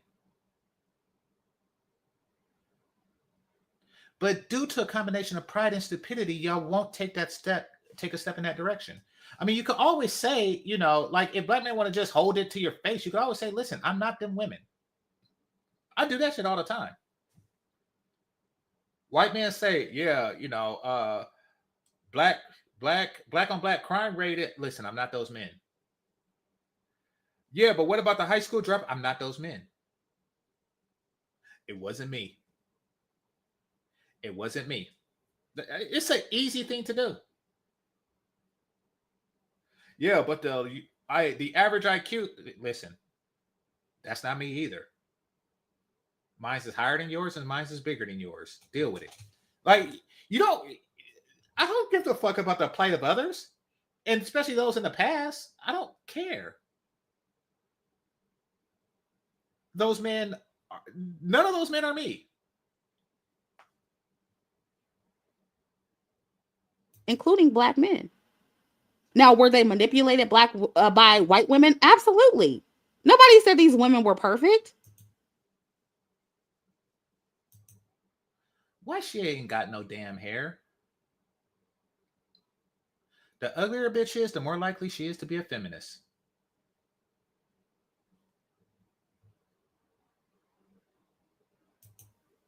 But yeah, according to black men online, this is all they did was they were just so disloyal. They didn't do anything for black men at all back then. And these women were struggling to feed their children. And this is why I say, you wasn't struggling to breed those children. Admit that you were hustling welfare. Let's start there. Admit that you were hustling welfare. You seen an opportunity to get free shit, to get free government shit. And all I had to do was fuck. And 9 months later, I'm getting the big bucks. Like, just admit that.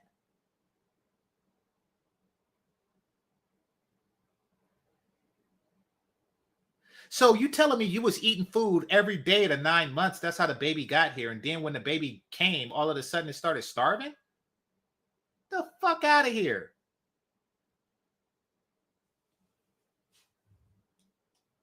that I don't give them the courtesy of blaming white supremacy for everything, because they're not factoring in any of this. I got to get up here and talk about it, because they're. Ever notice how the man always seemed to leave the day that the day that she qualifies for welfare? He obviously was there for the conception.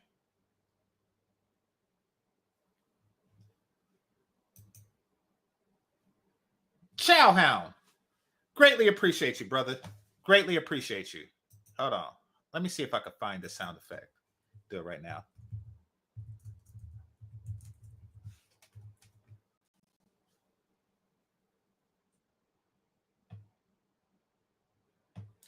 Hold on.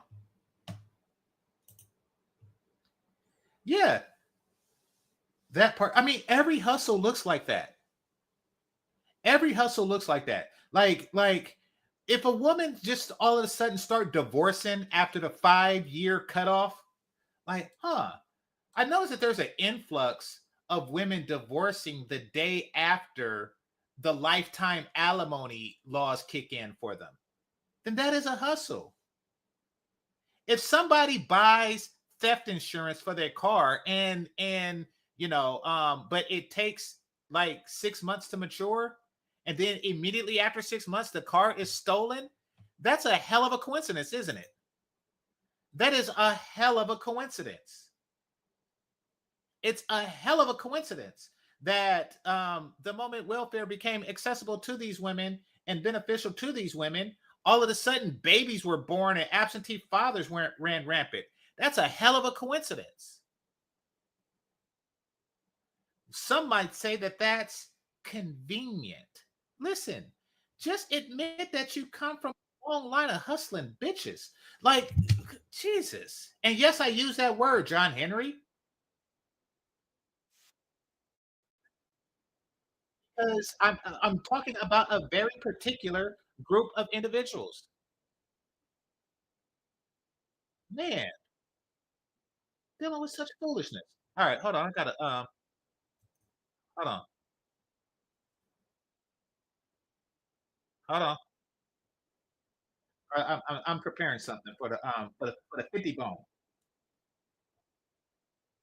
Mm, all right, hold on. The children had to eat or starve. Why were they even born? Why were they even born?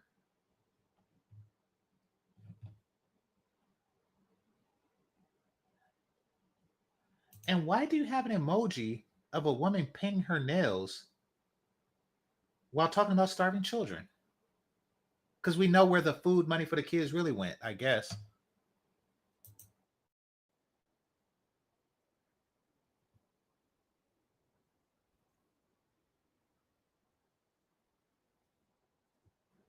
All right, here we go. I'm gonna make this into a thing. I have to get my YouTube shorts ready, but this is going to be my big money whistle from now on, and y'all probably know where it is because y'all know where I'm from. I know what I represent, so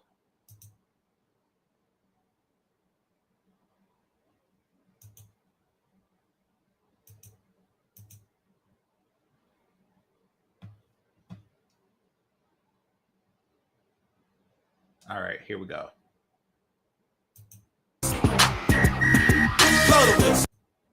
Okay, so I'm gonna get that whistle going for people like Chowhound, and I greatly appreciate you, brother. It says, "Sup, my brother. What's up to you? Salute to you." All right.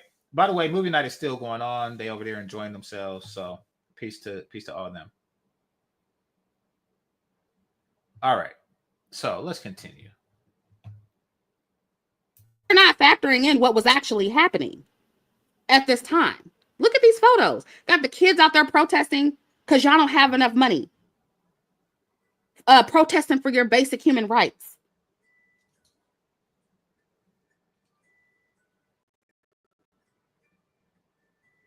But all these women supposed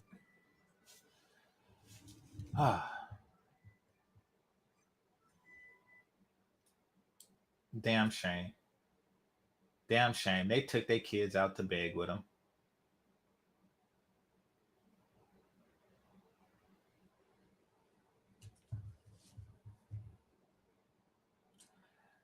You know, in this scenario, the only evidence that we have that the children were starving is the parents saying that the children are starving. I'm going to repeat this. The only evidence that we have that the children were starving is the mother saying that the children are starving. One more time.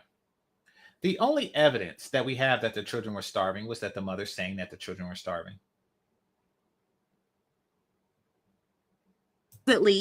betrayed you.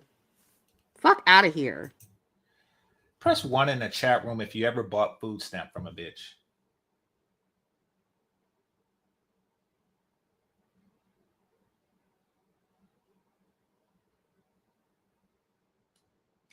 Press 1 in the chat room if you ever bought food stamps from a bitch.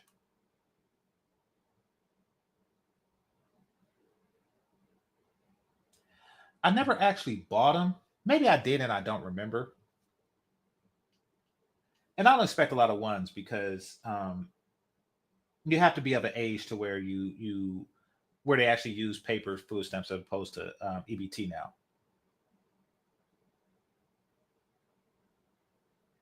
But I will say this, that the kids aren't starving if you're selling food stamps 2-to-1. You know, it's like you're literally selling the kids food money. You're selling the kids food money. Now, what these women are doing is they're asking for more of them so they could sell it to Ronald Calhoun. They're like, listen, my food stamps is $100 a month. Give me $200 a month. And they're going to take that extra because they have extra. They have extra food. They're going to take that extra food and turn it into cash. They sell the children's residual food, meaning that the kids have an influx. They have an overflow. They have a surplus of food. That's what that is. Okay. Do this for me, Chrissy. What percentage of Black children of this time died from starvation? Oh! That would be a true indicator on if they were starving.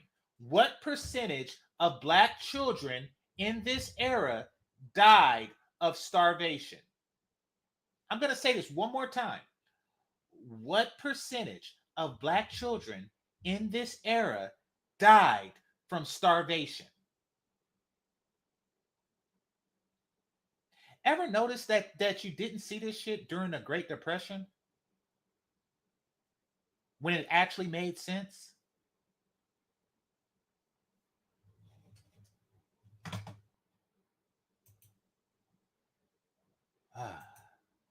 Okay, if nobody knows, that's because it's minuscule.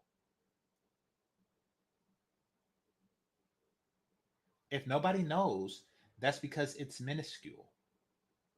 And that's because starvation was not a big problem. They just wanted more free shit.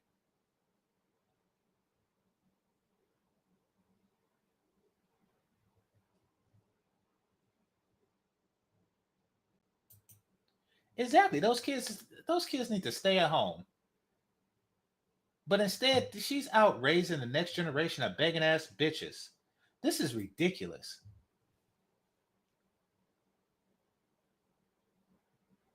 Exactly. No, they never complain about that because of intersectionality. Feminists intersex itself on other people, some of whom have real issues. You know, every time there's real issue, because what they do is they found a way to commoditize oppression. And this is what they're doing right now. This is what this is. This is a fabrication of depression. But they want to commoditize oppression. And when they don't have enough oppression of their own, feminists, they go out and create, they go out and try to latch on to other people's oppression. I went to one BLM rally just to see how these niggas got down. And it was everybody there had their own, they had their own crap going on that was unrelated to BLM. And I'm talking about their own craps. None of it had to do with the person that actually got deleted. They used that as an opportunity to push their own shit. And their own shit ranged from anywhere between midget rights and retarded rights. I kid you not. There was an advocate group for the retardeds. And I'm like, what does this have to do with BLM? Everybody there had their own picket signs of bullshit. And the feminists were always there, like in the backdrop of everything. Every time somebody is marching, the feminists just look at it as an opportunity for something to do. An opportunity to get their ugly ass out and do something. Because real life don't give them attention like that.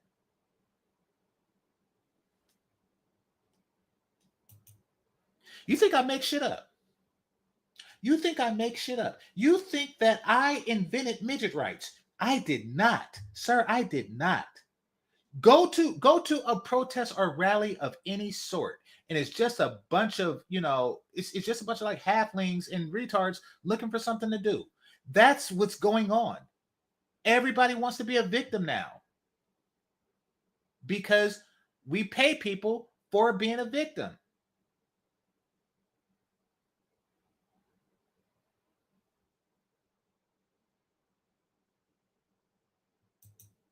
John Henry. All right, let me set the whistle back up.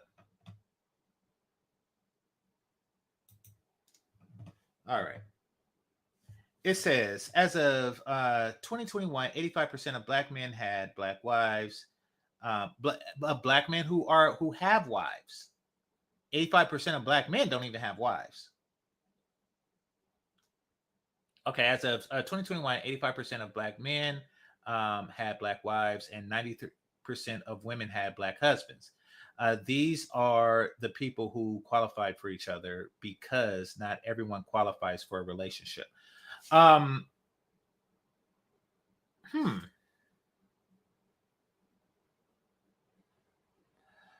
I see logic in that. Um, I'm thinking from it from a philosophical standpoint. Not everybody qualifies for a relationship. Okay, I'd like some more substance on that, because I feel that unless one group, one gender in this aspect is reaching or requiring out of their league, that's the only way that can be true. Okay, for example, let's just say, okay, actually, let's not even put this on the women, since we're talking about a hypothetical. Let's just say if men collectively were to get together and say, I only will date 2 points above me, meaning that if a man is a 7, he will only date a 9. And if a man is an 8, he will only date a 10. Now, if a man just so happens to be a 9, then he's not going to date. And if a man just so happens to be a 10, then he's not going to date. So that would make that statement true. He would be ill qualified for a relationship under those conditions. And also on the woman's end of that same spectrum, if a woman is a 1, then nobody will date her, because men only date 2 points above himself. And if a woman is a 2, then nobody would date her, because once again, men will only date 2 points above themselves, and the scale is from 1 to 10, not 0 to 10.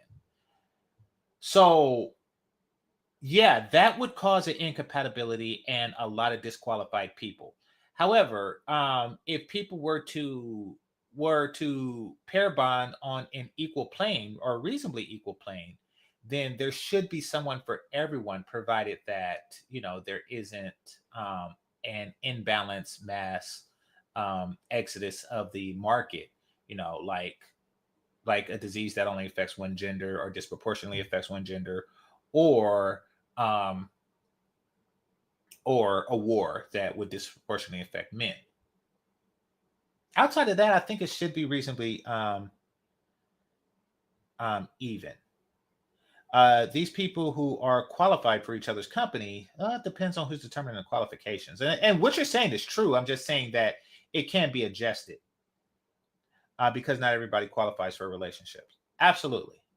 So thanks again, John Henry. All right, I'm going to play a little bit more of this, and then I'm going to cue up the whistle.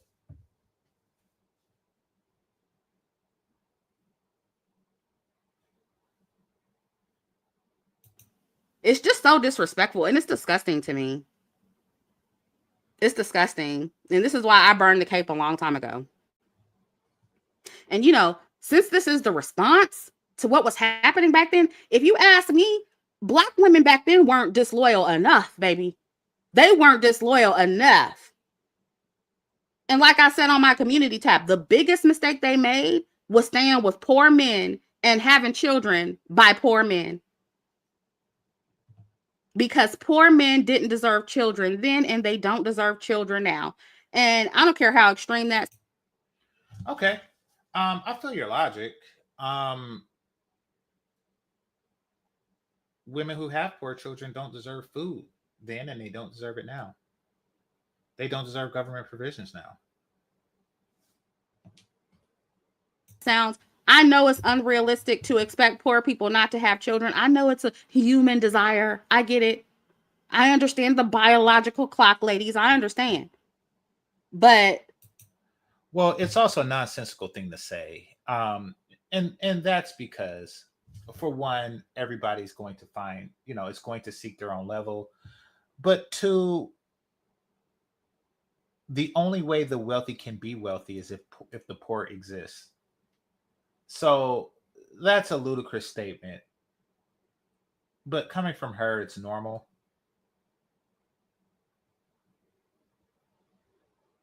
Like, who would work the field if it were not for poor people? Who would do any of the jobs that poor people do were it not for poor people? Even the poor people that don't work, like the women in this picture, for example, they still circulate the American dollar and the American food stamp. It's because of, a group of ugly bitches like this that the local dollar store stays in business. They keep the economy afloat. So poor people have their place in society. The fact that they breed out, the fact that you want to breed them out, really what you want to do is try to punish black men for, being poor, or at least the poor black men for being poor. And it's like, okay. The mothers suffer the most. And these dusties y'all have kids with, they don't appreciate y'all enough for me. Now, this statement is true. The longer black women stay on a plantation of pain and poverty and struggle love, struggle love is to get off the plantation. Listen, you're still on a plantation of pain and poverty. You're just in it by your damn self because you're stupid.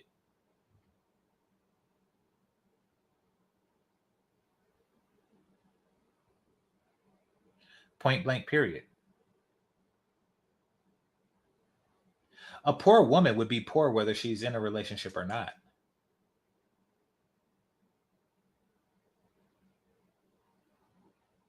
So a poor woman who's poor saying, at least I'm not in a struggle love situation. It's like, no, you're just in a struggle situation. You're stupid.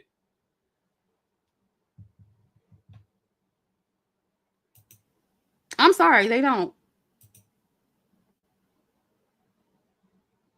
And it's to the point where y'all having to beg other groups of men for your resources. They ain't doing enough for y'all. They didn't. And they still don't. And I'm not saying they can't have any complaints about the mothers of their children, but they be talking too much shit for me. Look how they drag y'all for taking care of business when they walk away from their responsibilities. Look how they drag y'all. And this is why I say hypergamy or nothing. I don't care how extreme that sounds. Because why would y'all continue to sign up for this? Why would you continue signing up for this if this is the continued result? Because that's the only way. Okay. Chrissy understands this. She's just being disingenuous. Why are you constantly having babies with poor men if this is going to be the results? Because the only way the government will give them provisions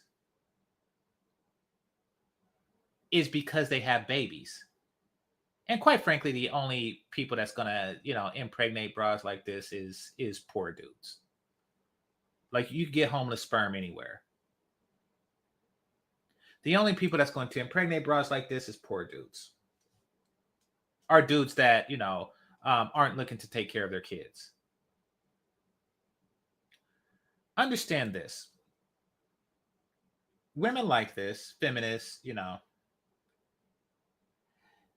lived long enough to realize that the government don't give a fuck about the ugly ass. No one does. No one gives a fuck about these ugly bitches. Not a one, not a single person.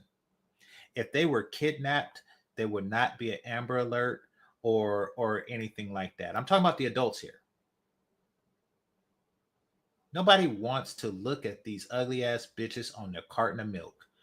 That is a fact, and they know it. They know that the world at large don't give a shit about them, nor should they.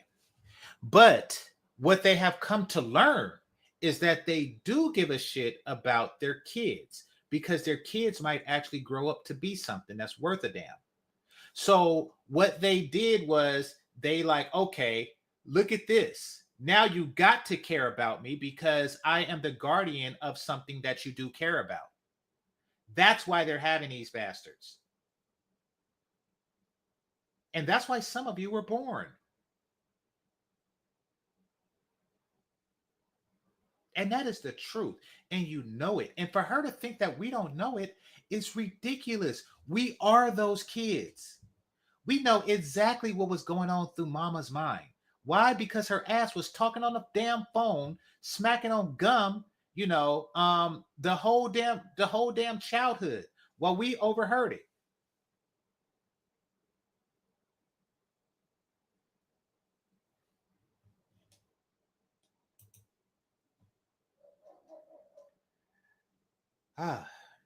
Who are you calling ugly? I'm writing this down, Mr. GameChanger. Good, write it down. Also, quote me for saying this. A hit dog hollered. You got that in your notes? A hit dog hollered.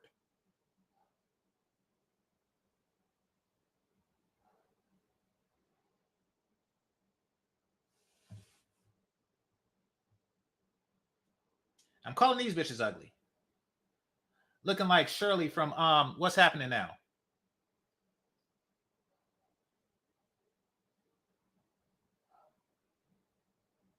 Where's the Pam Greers?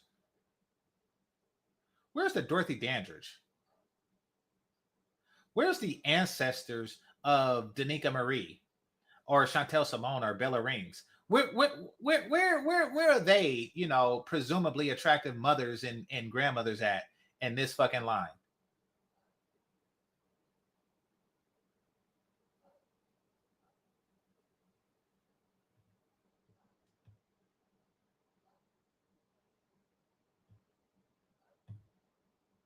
And I'm not saying Black women were perfect back then. I'm not saying that we're perfect now.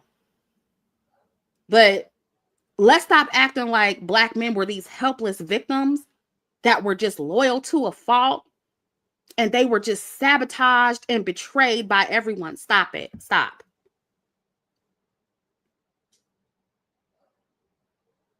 Smart Black women are not going to fall for that. We're not.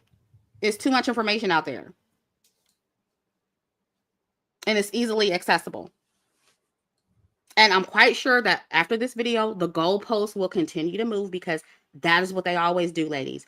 I have been here long enough to know the patterns, and what they're going to do is, this is why I included this book. What they're going to do in response to this video is bring up Daughters of the Trade. This is a book. I forget the Listen, those are those BGS people. I haven't read that book because, quite frankly, I'm not interested in the subject matter. I don't care. So don't pretend like you know what the fuck I'm gonna do. The year this came out, but they're gonna make it seem like most Black female slaves were in quote unquote consensual relationships with the white slave masters, so they could argue that, oh well, Black women swirled first. These are the arguments they result to, because that is how. No, that's when you get into the past. Listen, I don't care. All you have to do. Why would I begin an argument that could end with "I'm not those women"? Only if I'm stupid enough to know that you're not, or only if I feel that you're not smart enough to come with that counter argument, which obviously you're not. But since I primarily deal with people who have the intelligence to say, "I'm not those women," or "we're not those women," I don't even engage in stuff like that because, it can be easily thwarted. Like, listen, I'm not those women. I'm not a slave. So why would I even bring up something like the Daughters of the Trade? All the woman has to do is say, "I'm not those women." And the argument is over.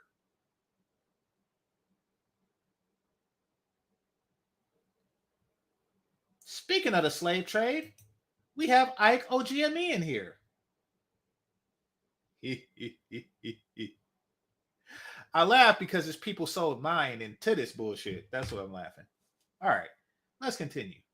How bad they want to escape accountability. And see, in my opinion, shit like this is treasonous. And the author of this book is a white woman, and she already came out and said that, you know, she disapproved of black men using the information in this book to run with this narrative about she's black making female a counter slaves. argument to an argument that I not gonna make and haven't made and have no intention to make. But to me, this is the definition of treasonous. It's treasonous to try and pass off revisionist history or exaggerate about the number of black women who were doing what? Okay, this is to absolve black men bullshit. of any accountability, and then blame the downfall of the black community primarily on black women because you don't want to hold your L as men. That is treasonous. That's what you call disloyalty. I ain't holding shit. I ain't holding shit because it ain't my L. I am not holding shit because it ain't my L. Listen, and I don't care. Even if it's not an ancestor, if my daddy pimped your mama, I am not apologizing for. My response is I am not that man. Point blank, period. That is not my apology. I am not that man. And that is the end of that argument. I'm not holding. The only L's I hold is my motherfucking own. That is it. I'm not holding the L's of any slave, any freedman. I am not holding any L's but my motherfucking own. This whole video that she's doing is her trying to avoid an L that she don't have to own because it's not hers.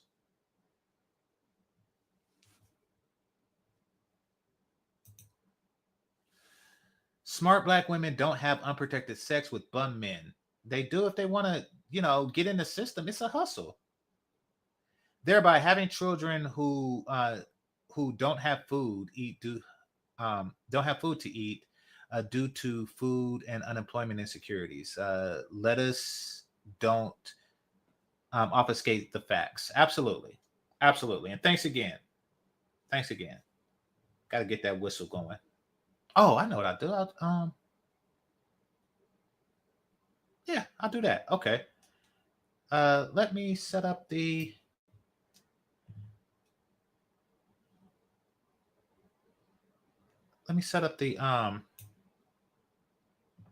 background. And it's weak, effeminate bullshit. That's what it is. It reeks of weakness and is unmanly as fuck.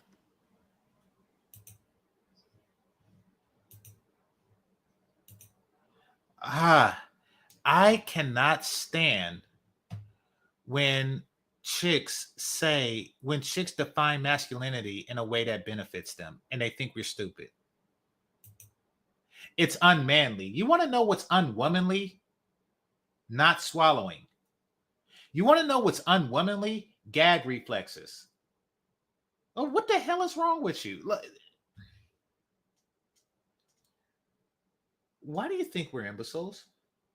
That we're going to take the definition of masculinity set by women to women's benefit?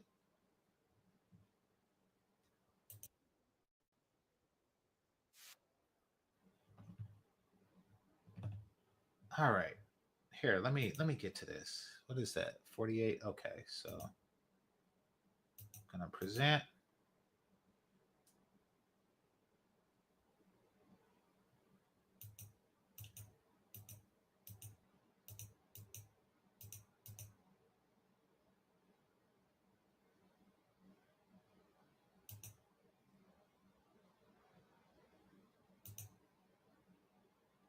Look at Tamiko just clutching her pearls. Well, now you know what it's like when people say stupid crap about try to define the opposite sex.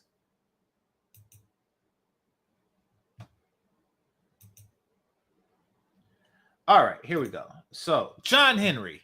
All right, get you a whistle.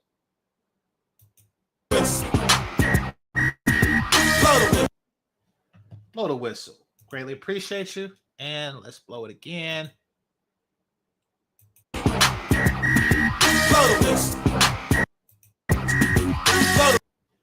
Appreciate you again. Appreciate you again, fam. All right.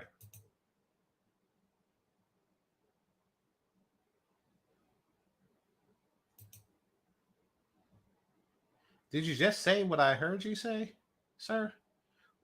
Holy crap.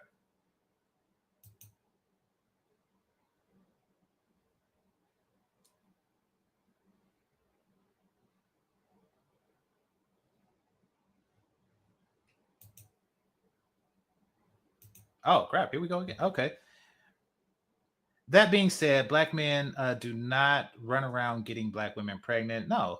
Black women make decisions to have unprotected sex of their own free will and was that involution, excuse me.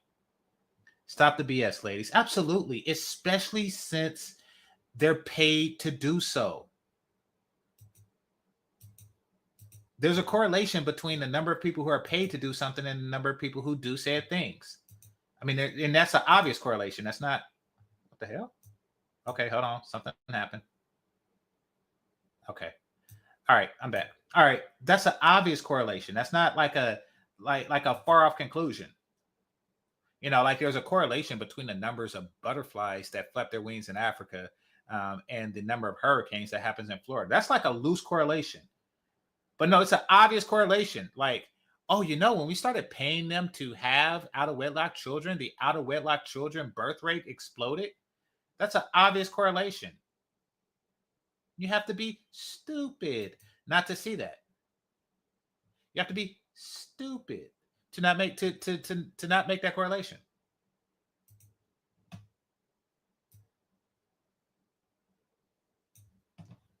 And I don't even think that all of them are stupid, but I do think that they say and do these things with hopes and desires that we are stupid. That's what I do think. That we will actually fall for that. Like all of these women are helpless victims of, you know, of Harvard undergrads that decided to leave, that just decided to pump and dump.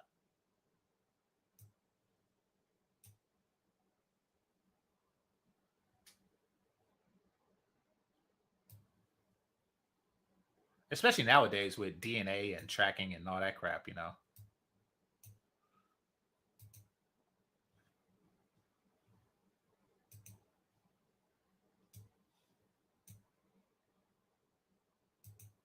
Damn it. Okay, let me figure out how to do this.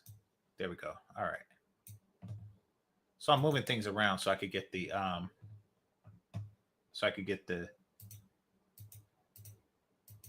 the matrix back up.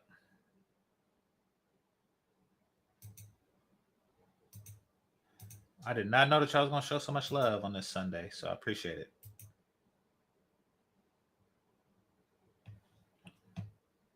Right history, when again we have actual images, we have easily accessible data that proves y'all are either lying about the motives of a lot of the black women back then, or you're exaggerating again because you don't want to hold the L. Or look, maybe you just don't know. But if you don't know, you need to stop being intellectually lazy and look into why various black women were doing different things. They weren't protesting just to unalive their babies. Well, and even now, black women weren't, you know, talking shit on the internet about the election only because they wanted to unalive black babies. But they did. It never was only about that. Doesn't matter about only. I mean, you know, that is something that they do. And especially not on platforms like this. So I don't know why my detractors are even bringing that up. You are those women. And regardless of whatever side of the political spectrum a woman is on, I don't think any woman who wants children, especially, wants to worry about getting pregnant and then something going wrong with her pregnancy and then getting denied. And okay, that is minority instances. These are, you know, minority reports, basically. Emergency DNC until she's damn near dead because of the laws that were passed. And I've even heard women who are Trump voters and who lean more to the right, they say that they don't agree with that part. And I added the photos in here, but this kind of shit is happening. It's happening and it's happening to women who want to keep their babies. It's happening to married women who get pregnant. Women are dying from this. Yes.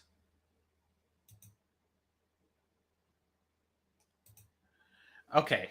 Now she's fear-mongering and trying to create minority reports and special circumstances where none exists. So, and this tactic has been used over and over again ad nauseum. I mean, basically, they take these individual cases where something bad can and does happen, and then they overcorrect it. They're hoping that society overcorrects it. They're like, okay, so we know that the majority of abortions is done by women who just want to edit their womb. We know that. But we're going to use these outlier situations where there's health concerns and say, okay, we're going to need, we're going to give blanket abortions for these outlier situations. Now, they know that in truth, these are very small scenarios. And in truth also, under these special circumstances, it is allowed. And that's even in the states where, it's been banned. In these special circumstances, it is allowed. But they want to create a policy that affects millions of unborn children for these one-offs. Every now and again, there's an accident on the freeway, but we don't get rid of freeways. Every now and again, a house collapse, but we don't get rid of houses. I'm going to be honest, and I know some people, particularly crippled people,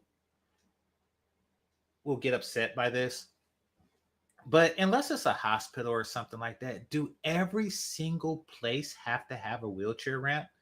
There are businesses out there that has never had like a wheelchair customer in forever. And forever, in like 10 years of being in business. They never had a wheelchair customer, but they still have a ramp, and that ramp is just there. I mean, we can't take these individual isolated incidences and create blanket rules for them. If you're left-handed, I feel bad for you.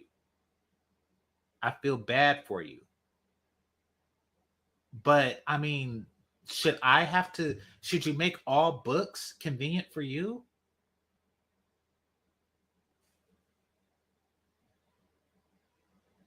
Like instead of for left to right, we're now writing right to left just for you.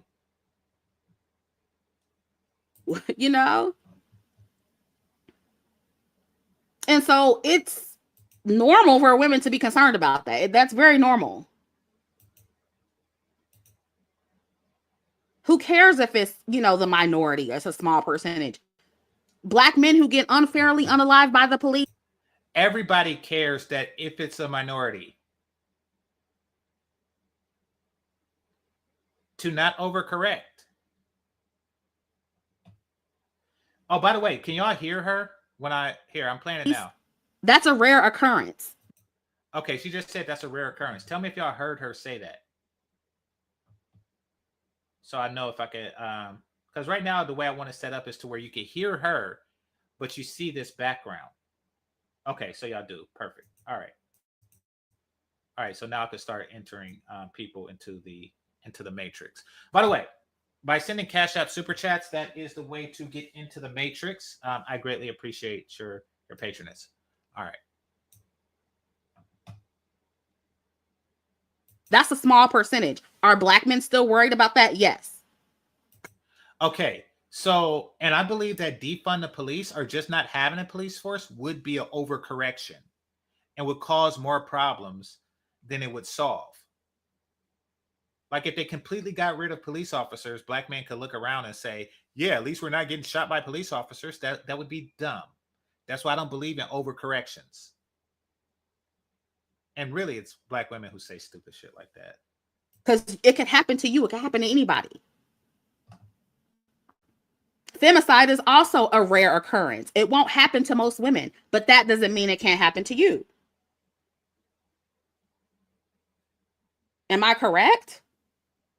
And if my detractors, and this goes for both the men and the women, because I see some of the women throwing shade, which I don't understand why.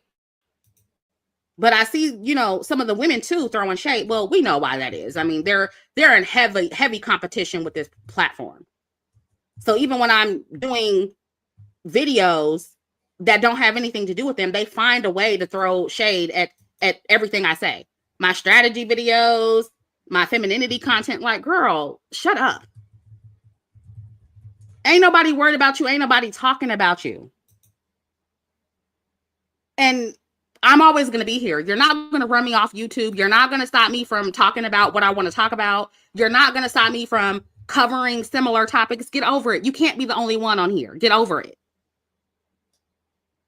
But yeah, to my detractors, both male and female, if y'all are unable to differentiate the black women who are fighting for the right to use unaliving babies as a form of birth control, if you're unable to differentiate those black women from the black women who are concerned about the other problems that can occur as a result of Roe being overturned, then you're just not intelligent enough for this conversation.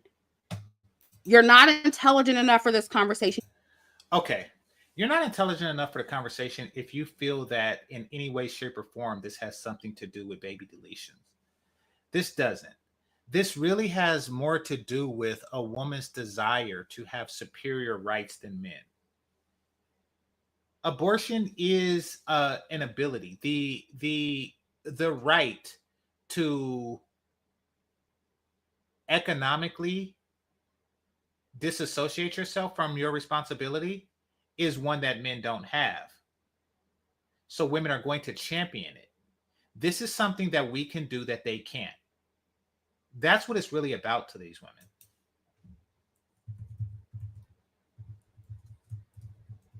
By the way, the ones in greens are the people that donated in the Matrix.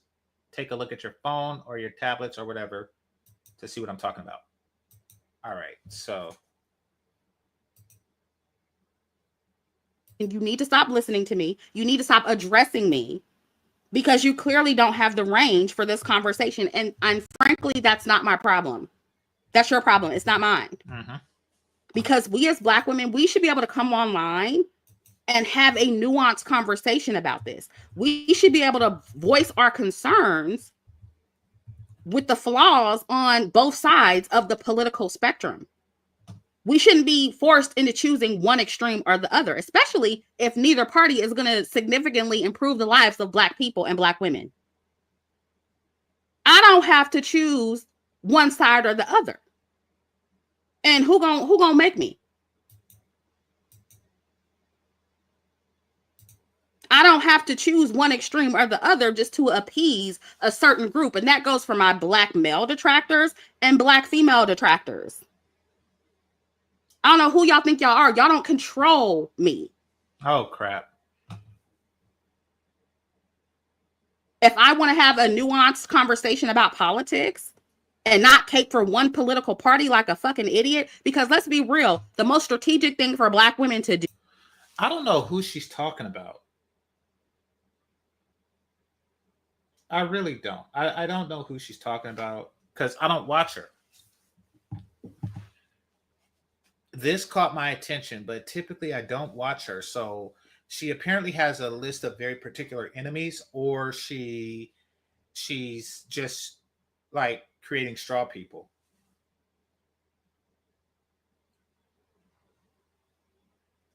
Do is to be neutral when it comes to politics. That's the real tea of it all. And y'all are trying to shade me for not having good strategies. Bad strategy is siding with either political party right now as a Black woman. That's bad strategy.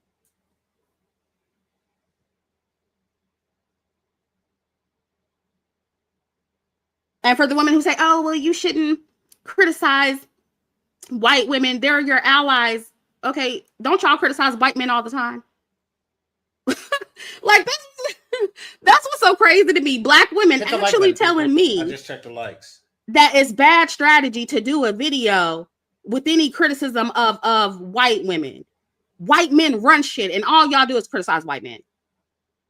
Oh, and if you're pro-Trump, all you do is criticize liberal white men who have way more power than you. So who's not strategic again? Like, none of this makes sense. I haven't heard a better strategy from any of the bitches or niggas telling me that my strategies are bad and trying to throw me under the bus and throw shade. All of those people aren't.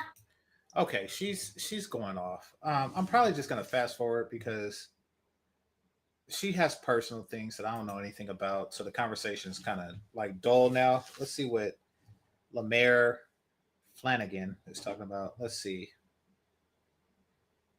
The only thing that will happen is the Black population might have a chance to grow beyond a measly 13%. The genocide of Black women have committed using baby deletion is sickening. Yeah, I think that it was growing past 13% because it's been at 13% since emancipation, but I think more or less. But the reason why it is growing past, or I think the reason why baby deletion was allowed was because it started to grow past 13%. It started to grow past 13%, and people started biting their nails on that, so they came up with this idea.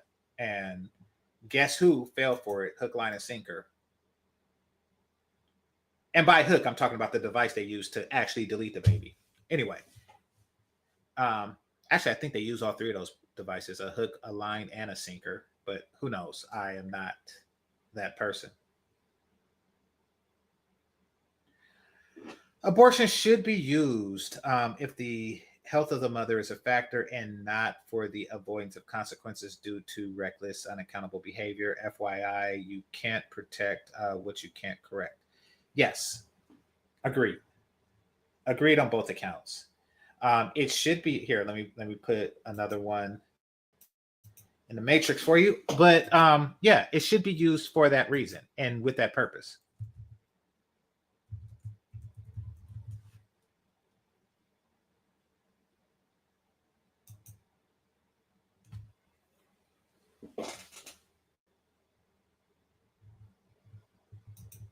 She said John Henry is the new Ike. Yeah, yeah. You might earn yourself an in-person meetup too. All right, let's continue.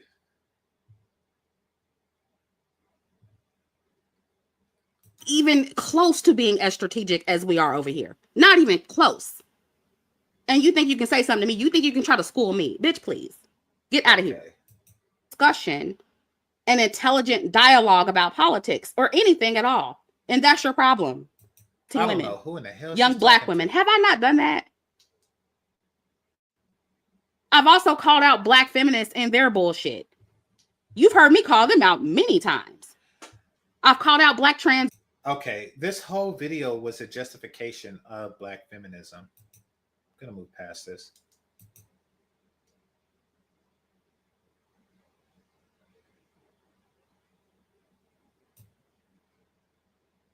I call out everybody on this channel. But the problem is y'all just get extra sensitive. Oh, John Henry said I missed another one. Let me see. Oh, crap. Okay, yeah. There's a 10 here. Got you. All right. It says statistics, data, facts, and accountability will always be considered as abuse by adversarial Black women. Absolutely. I mean, and it all can be avoided with the whole, I'm not with those people. I'm not with those women. And then once you've separated yourself from those women, then you can move forward. Take Bella Rings, for example, right? Take Bella take Bella Rings, for example. She's not with those women. Did her husband treat her like a woman in the 60s who joined the feminist movement? No. She made it clear, whatever they was on, I'm not on that. I'm on Stand Beautiful, having babies, and being a good wife and mother. It's like, okay. And that was the end of that. Men are not going to hold women historically accountable when presented with a contemporary option. We're not.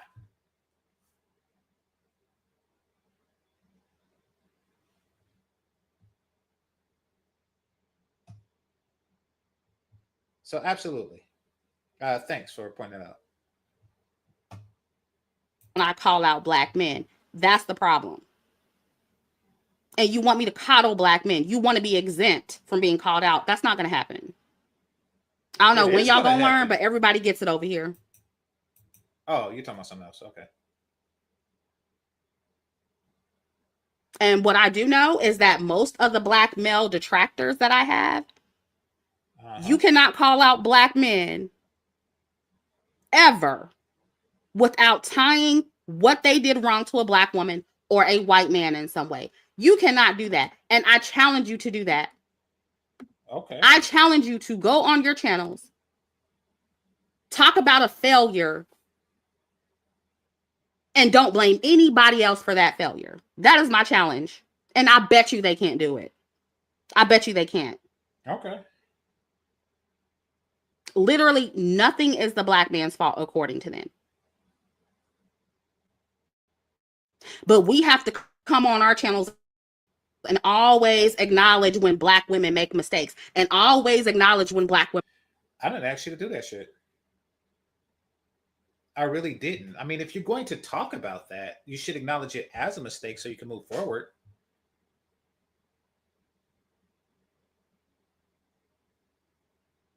See, it's futile to argue on past mistakes, whether it's a mistake or not. You move forward. I mean, that doesn't move anything forward. It doesn't. Like I said, like, I don't care what my father did. So on Game of Thrones, there's these families that's been going at it for forever. Blackwoods and Brackens. And when I mean forever, I'm talking about like 1,000 years. Like, they've been going at it since before.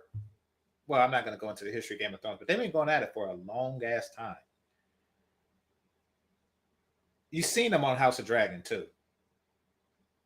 But none of them ever stopped to say, you know something?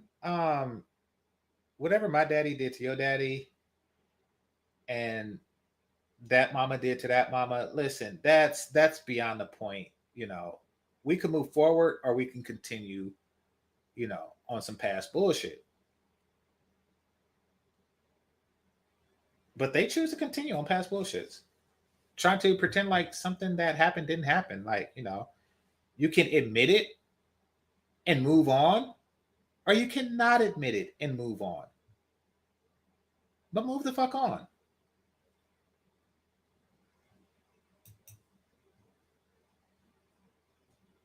Women are wrong, which I've done several times, by the way. But you can't take accountability for shit without blaming a black woman. You can't do that.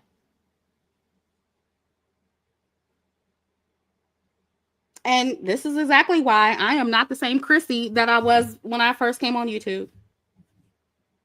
Because remember, y'all, I came on here. I didn't come on here mad at black men. Do I have to remind y'all of this again? You know, because my detractors. It's interesting that she is mad. That's an admittance that she is mad. I didn't come on here mad at black men. So you're on here mad at black men now. Interesting. They get to talking shit and trying to push this narrative about me being mad at some black boy that picked on me in middle school. Oh, you're mad that you couldn't get a date in high school. Some black man did you wrong and that's why you're upset. Oh, you've been harmed by a black man. I mean, even if I was, like, wouldn't that be a good reason to be mad at them? But, no, that's never happened. And that's why when I came on here. Well, what you're talking about is the who hurt you argument that black women use on black men all the time. But once again, you're not those women. I will say that if you were harmed, you have every right to be mad at that black man. You have every right to be mad at that black man. I was nice to y'all. And anybody who was there, if you know. I had rose-colored glasses on about black men when I came on here. I had very little issues with black men. Now, I had some problems with black men in the community, but I was willing to give them the benefit of the doubt because I have a great black father in my life. I have great black male family members in my life. I've dated some of the best black men, what the community would consider the best black men. And so, yeah, when I came on here, I had faith. I had faith that the community would get better. And I was wrong. I came on here mammying for black men, trying to uplift the community. And I got dragged. Them niggas dragged me for filth, honey. You came on here for access to black men. I'm going to repeat that. You came on here for access to black men. When you didn't receive the access that you hoped for, you became resentful towards them. Keep it a buck. They woke me up real quick. I was like, oh, okay, so most black men aren't like my daddy then. Most black men aren't like the black men in my family. Baby, I got a reality check quick. Talk about a nigga wake-up call. That was my nigga wake-up call, okay? That's the real nigga wake. Wait a minute. Have you come to the conclusion that most black men are like the black men on YouTube? So I can tell you that's a tainted sample population. Extraordinarily skewed.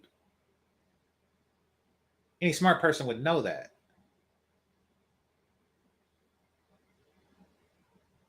It's kind of like going to a rally of some sort. It's kind of like going to a BLM event and saying that this is how most white people are.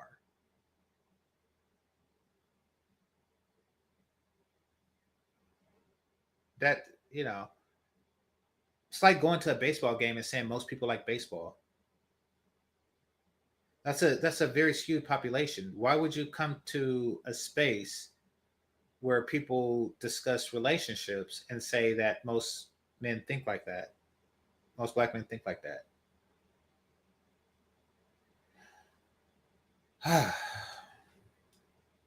Wake up call. Please. Y'all know I'm not lying. So I did what was best for me and I stopped caping for black men and defending the men who were literally attacking me and stalking me. And I've said it before, I say it again. The worst experiences I had with black men have been online. That should tell you something. Like, you spent the beginning part of your video saying that you shouldn't be listening to a vocal minority of feminists in the past, but here you are listening to a vocal minority of black men online. Okay. They were horrible to me. And by the way, it was way more of them than the black men who supported me, contrary to the rumors that are out there. It was bad. So yeah, I was forced to burn the cape. I was forced. And I've noticed that some of the so-called intellectual black men, they have very poor listening comprehension skills. Mm-hmm. They accuse me of things I don't say. They accuse me of doing things that I don't do. They completely twist my words. Well, I'm recording. I'm playing back what you're saying. And it's all because they don't want to own their failures as men. That is what it's about. And what does that have to do with our critiques of you?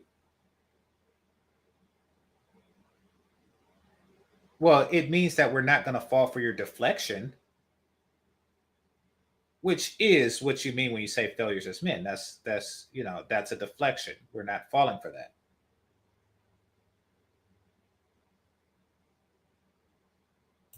And ladies, the conversation, when it gets to that point, the conversation is useless.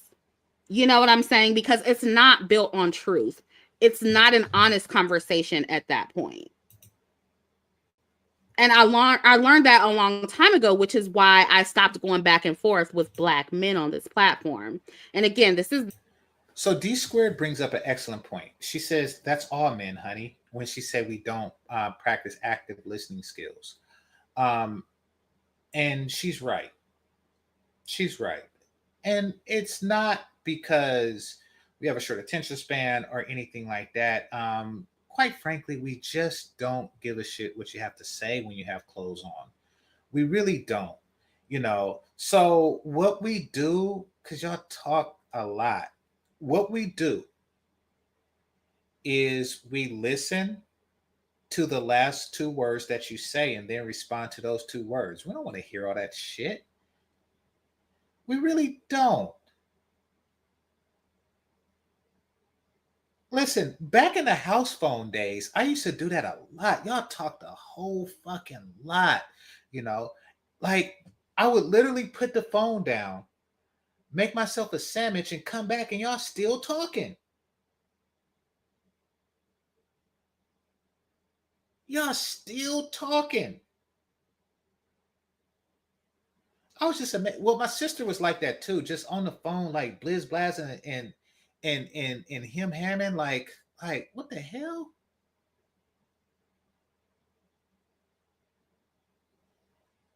And it wasn't just the girls; they all did that. They all on the damn phone all the time. You couldn't get no phone time in, and you only our conversations, Black boys' conversations, consisted of, hey, they got a championship edition for Street Fighter coming out. Like, oh, for real? You're like, yeah, let's go to Nightmares and Notions and pick that up when it do on the 18th. Like, all right, bet. And that's it. That's the whole conversation. Y'all be on the goddamn phone for hours. And then once y'all start popping titties out and men have to talk to you, we get roped into these ridiculous. You damn right, we not paying attention. Active listening. What the fuck? You think that we got all that damn time to listen to all that bullshit? No, we don't. We're waiting for the panties to drop. That is it. Yes, D2, I will admit that shit. We are not listening to this shit. We don't want it. We only do it because something is in it for us.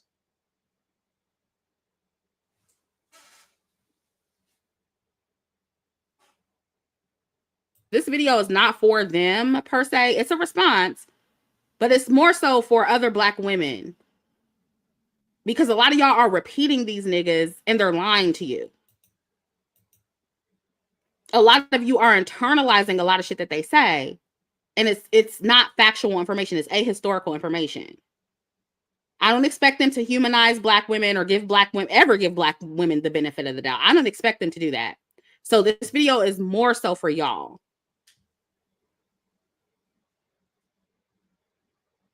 And I just want to help y'all not to internalize a lot of shit that they say about Black women.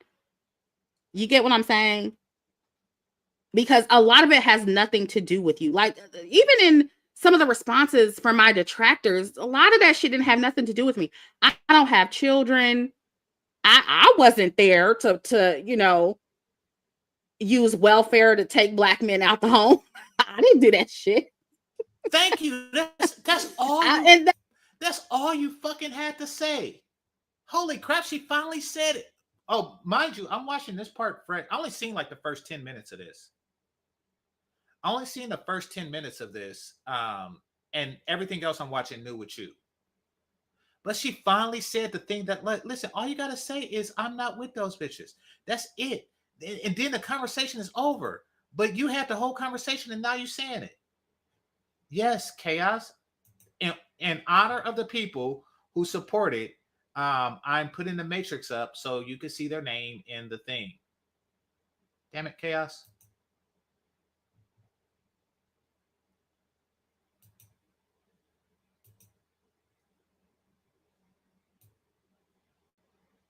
So this video is more so for y'all.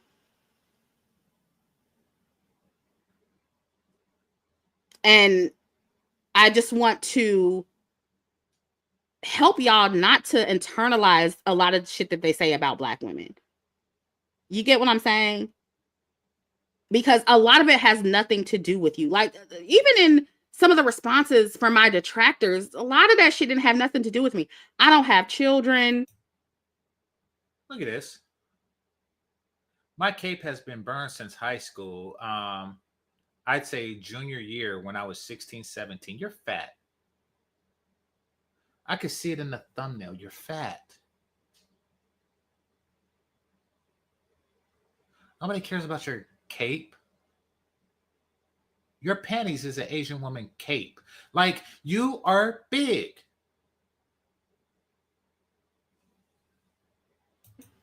I wasn't there to you know, use welfare to take Black men out the home. Well, there you go. So leave it at that. Leave it at that. You could have a clean slate, but here you are. I didn't do that shit. Yeah.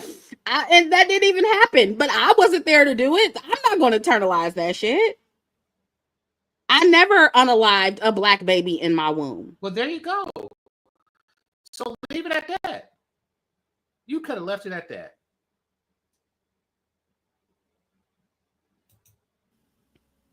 I also have no issue attracting and keeping men. And I don't understand how a video like my last video turned into, oh, the Chrissie can't get a man and that's her problem because she can't get a man. Are you fucking kidding me? Everything boils back down to not being able to get a Black man. I don't want y'all. That's the first thing. Okay. My head hurts. Why are you saying everything boils down to not being able to get a Black man when you show a group of women on welfare who were not able to sustain a relationship with a Black man to feed their kids? You brought it down to that. You boiled it down to that. Oh my God. Are we in a culture that's so depraved that we are congratulating people for not unaliving babies? Is that the bar now, Tamiko? Is that the bar? Go, Chrissie, not unaliving babies. That's a new low. Now, I want to point out that she never alived a baby, but that's neither here nor there. It's a new low to, yeah, wow, okay. Like, I'm going to start congratulating Black men for not unaliving adult men.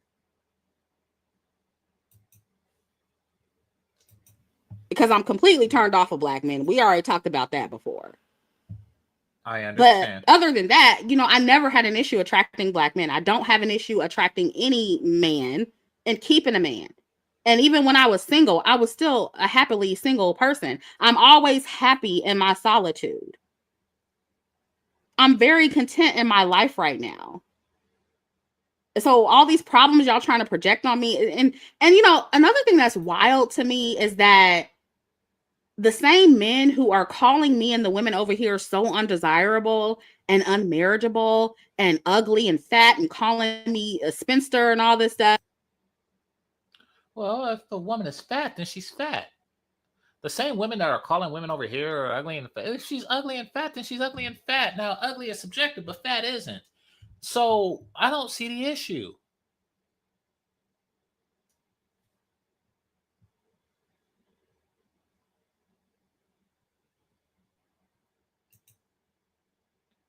Damn it, chaos. Damn it.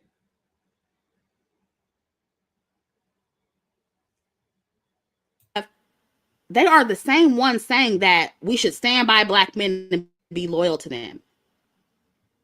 In one breath, they're saying, oh, you ugly, you fat, and you bad because no black man wants you. And then on the next breath, the very next sentence, they're like, but you should. All right, John Henry. Hey, thanks for all your contributions. Thanks for everything. I gotta put you back into the matrix. But thanks a lot. Oh, actually, you still there. You still here because of the large donation. So the larger the contribution, the longer you stay in the matrix. So greatly appreciate everybody that contributed. Be loyal to black men.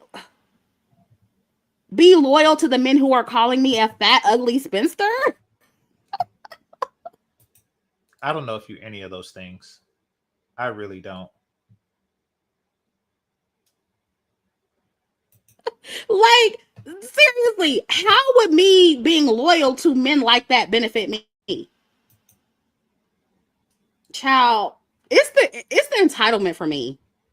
It's the entitlement for me, honey. It's the arrogance for me, thinking that I still owe you something after you insult me like that. But that, you know, that's where all the coddling, that's why they're like that, because they've been coddled so long by black women and they're used to us man stroking them, coddling them. They're used to just saying whatever they want to about black women and us coming back and being like, but I love the black man. You're not going to get that over here. No. Okay. All right. This is weird. Tamiko, why did you give me your measurements and stuff like that? Listen, have I insulted your looks? You're orange tea. Like, have I why did you? I understand that you're saying this, but why are you saying this? I don't. This means nothing to me. And this means nothing to me. Like, are you under the impression? Listen, I looked at a woman's thumbnail here. Oh, y'all can't even see the thumbnail. I get what Cass was saying. But I looked at a thumbnail here and I was like, oh dang, she looked fat. And for whatever reason, and that's the problem. That's the problem with black women. If you smack an ugly bitch, a pretty one will say ouch. Like, I'm not talking about you. I was talking about somebody else.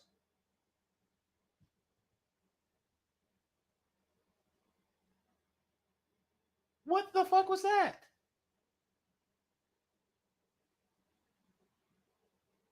That was just like a that was just like a unsolicited eHarmony profile that just came out of nowhere. You see, to me, and notice I'm not talking about your looks. I'm saying, like, what the fuck was that? What the entire fuck? Now y'all know why we don't listen to the whole thing that y'all say. Because if we did, we would go fucking crazy. Men would go crazy if they listened to everything women say. We would go fucking nuts.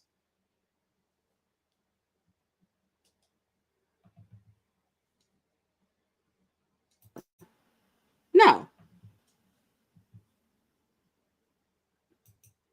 But at the end of the day, I know that these black men who, you know, talk shit about me, who respond to my videos irrationally, their resentment has nothing to do with me.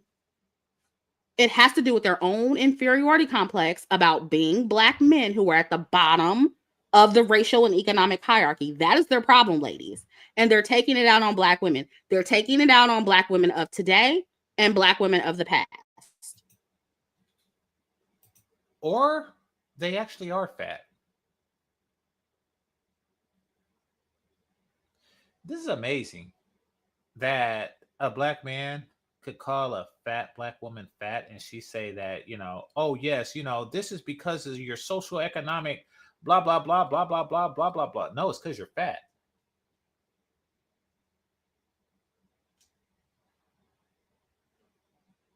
And once again, the whole socioeconomic thing, I'm not those men. But you are that woman. You're fat. And they resent the fact that their forefathers lost the race war. That's once again, I am not holding the L of other people. I am not those men. That's their real problem. So there's nothing you could do about that, ladies. Nothing you can do to fix men who are weak. I mean, I don't know what you were supposed to do about them allowing other groups of men to conquer them. Like, I don't see how black women were supposed to stop that. Well, it is a collective effort between the conquering men and women and the losing men and women. But you know that. You're just not going to say that again. I really don't. And that's what this is about. And I'm not saying that many black women don't also have resentment about where we stand. But I do know that there are more black women who know how to take fucking accountability for our shortcomings without always blaming black men and white. Don't we share forefathers? Yeah, that makes too much sense for them. That is like a brother telling, or a sister telling a brother, your daddy ain't shit. It's that type of retarded.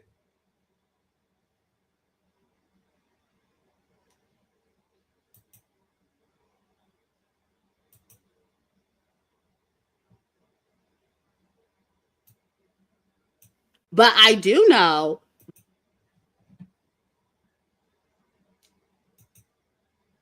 all babies are gifts from God. I love all babies. So what? All right. Well, now tell Kamala Harris, and perhaps we'll get somewhere in 2028. that there are more black women who know how to take fucking accountability for our shortcomings. No, you don't. And I'm not talking about past shortcomings or anything like that. I'm not talking about the shortcomings of other people. I'm talking about the bitch with the wig on right now. She don't take accountability for it right now. If I'm talking directly to the bitch with the wig, she is not taking accountability for it right now.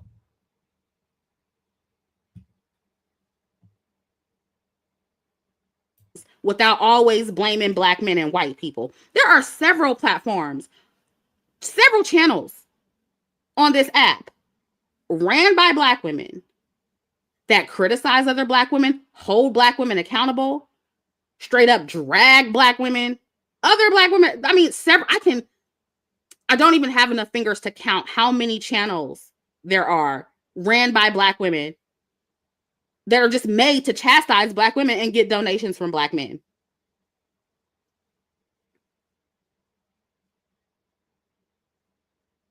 There are plenty of platforms who are actually pro-black woman. Well, apparently you tried to be one of those platforms and it didn't take. So now you're lashing out against black men. That's what it seems like. Just saying. And still hold other black women accountable, including this platform.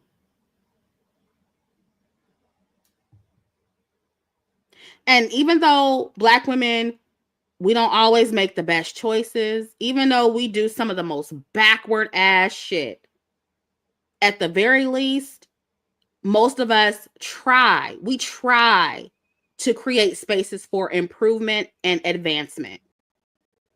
Where are all the black men platforms that do that for black men? By and large, black men don't do that. For the most part, all of their platforms are used to chastise black women, blame black women for all of their failures, and blame white men. That's what most of their platforms are. Weak, effeminate bullshit. That is what it is. So, to my black male detractors, I understand.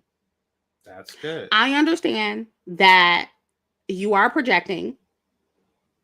You are projecting your personal unhappiness and your resentment onto me, but I am not going to internalize that.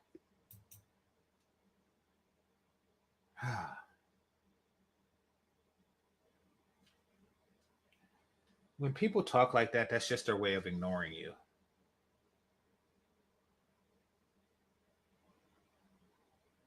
When people talk like that, that's just their way of ignoring you when you give them sound criticism.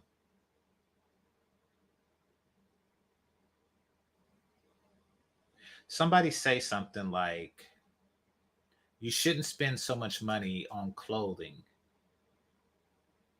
You should save and prepare for the future. And then that person responds with, you're just mad because your clothes look like shit. That's them trying to avoid sound advice.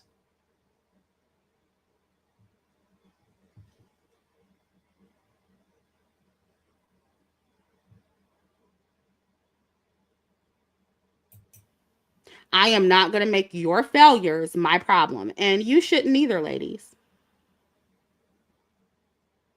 You shouldn't either. Because let me tell you, as soon as I get off here, I am going back to my luxurious life with all of the people who love me. In the grand scheme of things, these men do not matter. They do not affect my quality of life in any significant way. You just said that it affected the entire trajectory of your channel. It affected who you are as a person. What Men Online said. I used to be this, now I'm this. I am putting this out because it needs to be said. And at the end of the day, I'm getting paid to do it. We both are. Taj says, get a job. Yeah, get a fucking job. And, you know, I'm sure they'll make more responses crashing out over this video as well. But look, black men, okay, you can make all the responses to me. You can crash out. But guess what? That's still not going to change the facts. What's that? And it's still not going to change your position as a group of men. Okay. So how about this? Instead of putting all of your energy and your efforts into responding to me and crashing out over me, use that to level up as a group of men. Classic deflection. Can't we do both?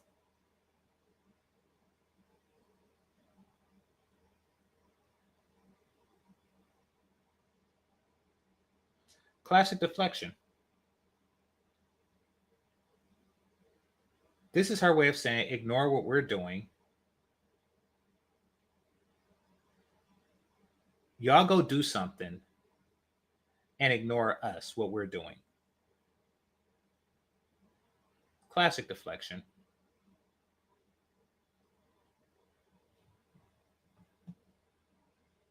That's my suggestion. I can't tell you how to do that because I'm not a man, but you should put most of your energy and effort into doing that.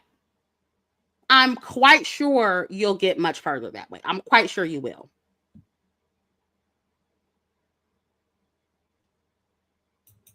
Further in what aspect?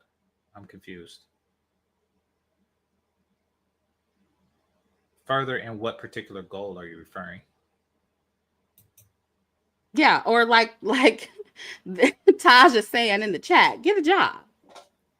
Because some of y'all got too much time on your hands. You need to put in more hours at work or something. And you don't?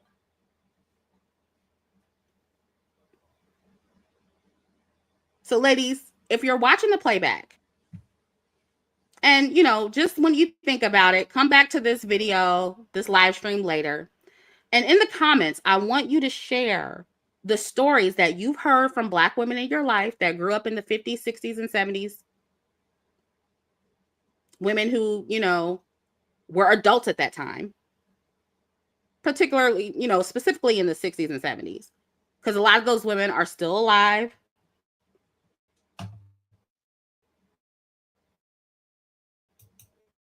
Ask them how they felt about the economy atmosphere during that time. How did they feel about their husbands and the other Black men in their lives, as well as how Black women were being promoted in the media during that time? I want you to ask the women those questions, and the women that you know who are going to be honest with you. Why do they care about And media whether it be promotion? good or bad, share the. I want to know what they told you,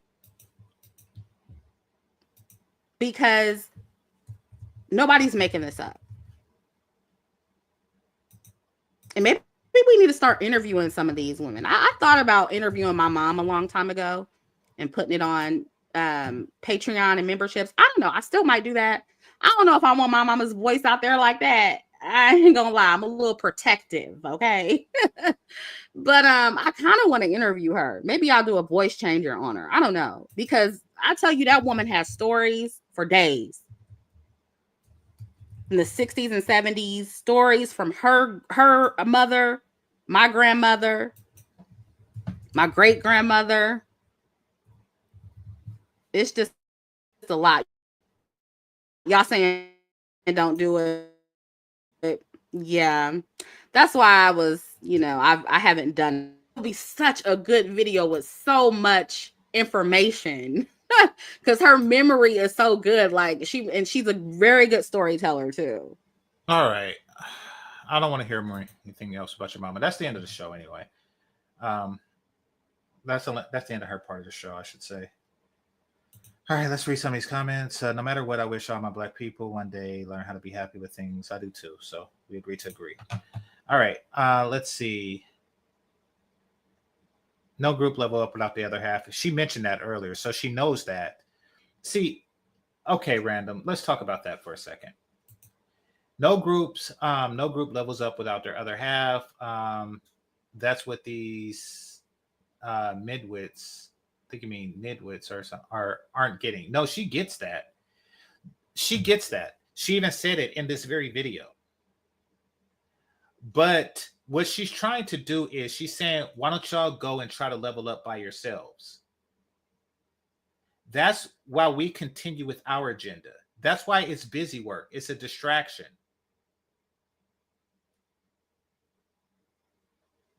It's a distraction. It's kind of like telling your kids to go outside and dig till you get to the bottom, till you get to the bottom.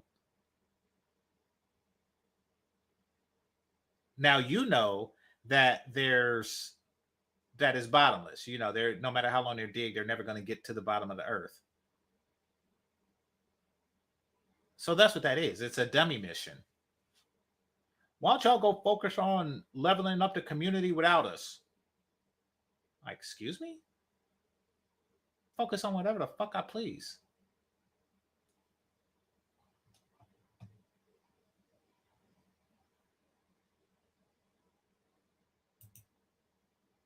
So yeah, it's bitchery.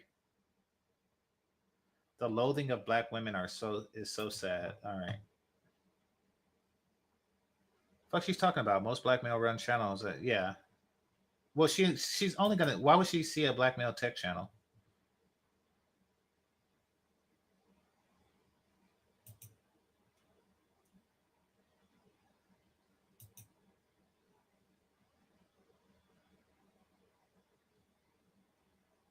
All right.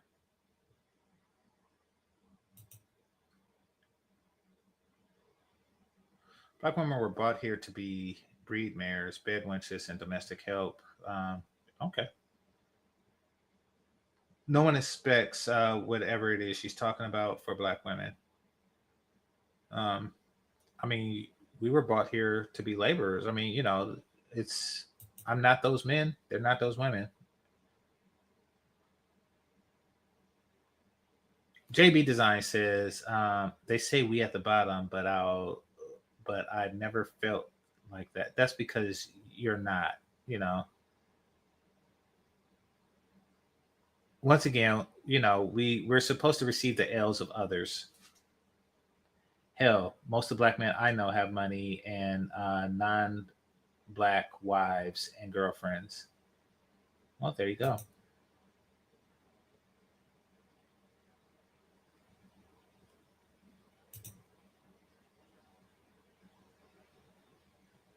I don't know what you mean there.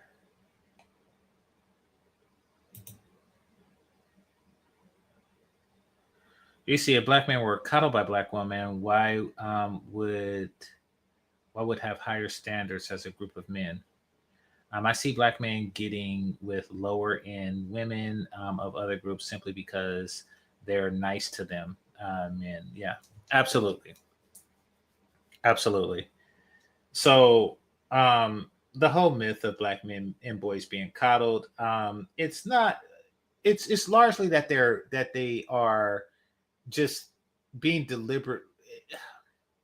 Okay, what they're doing is taking a hands off approach, not because they're coddling their sons, but because they're lazy ass bitches. You see, doing nothing and letting your sons get away with murder, literally, is not coddling them. It's setting them up for failure, which is the modern American prison system. That's not coddling. Oh, they're coddled because they're not doing anything. It's like that's not coddling them. That's just not parenting them.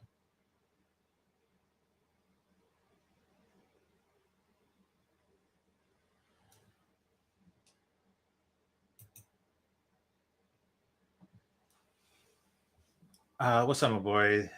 When women don't realize that the hypergamy game is a never-ending game because once they get with a man with money, he'll never forget the women while he was broke, provided that he wasn't born wealthy.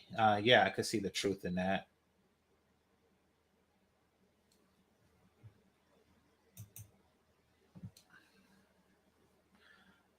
I'm giving up after 34 years of hard trying. I have to get me a Latina or Asian woman. I need a feminine woman who understands the concept of life and actual building. Black women don't get that, sadly. Oh, I think they do. They're just charging you for that because they don't want it as much as you or at all. See, in a functioning community, a man and woman can get together and exchange fatherhood for motherhood. Meaning, like, okay, you be a mother to my kid, and I'll be a father to yours. And that would be considered a fair exchange. In a black community, they say, I'll be a mother to your kids if you pay me a ridiculous amount. It's a very skewed perception of family. And if you don't pay me a ridiculous amount, the government will. That's their perception of family. Twisted, but accurate.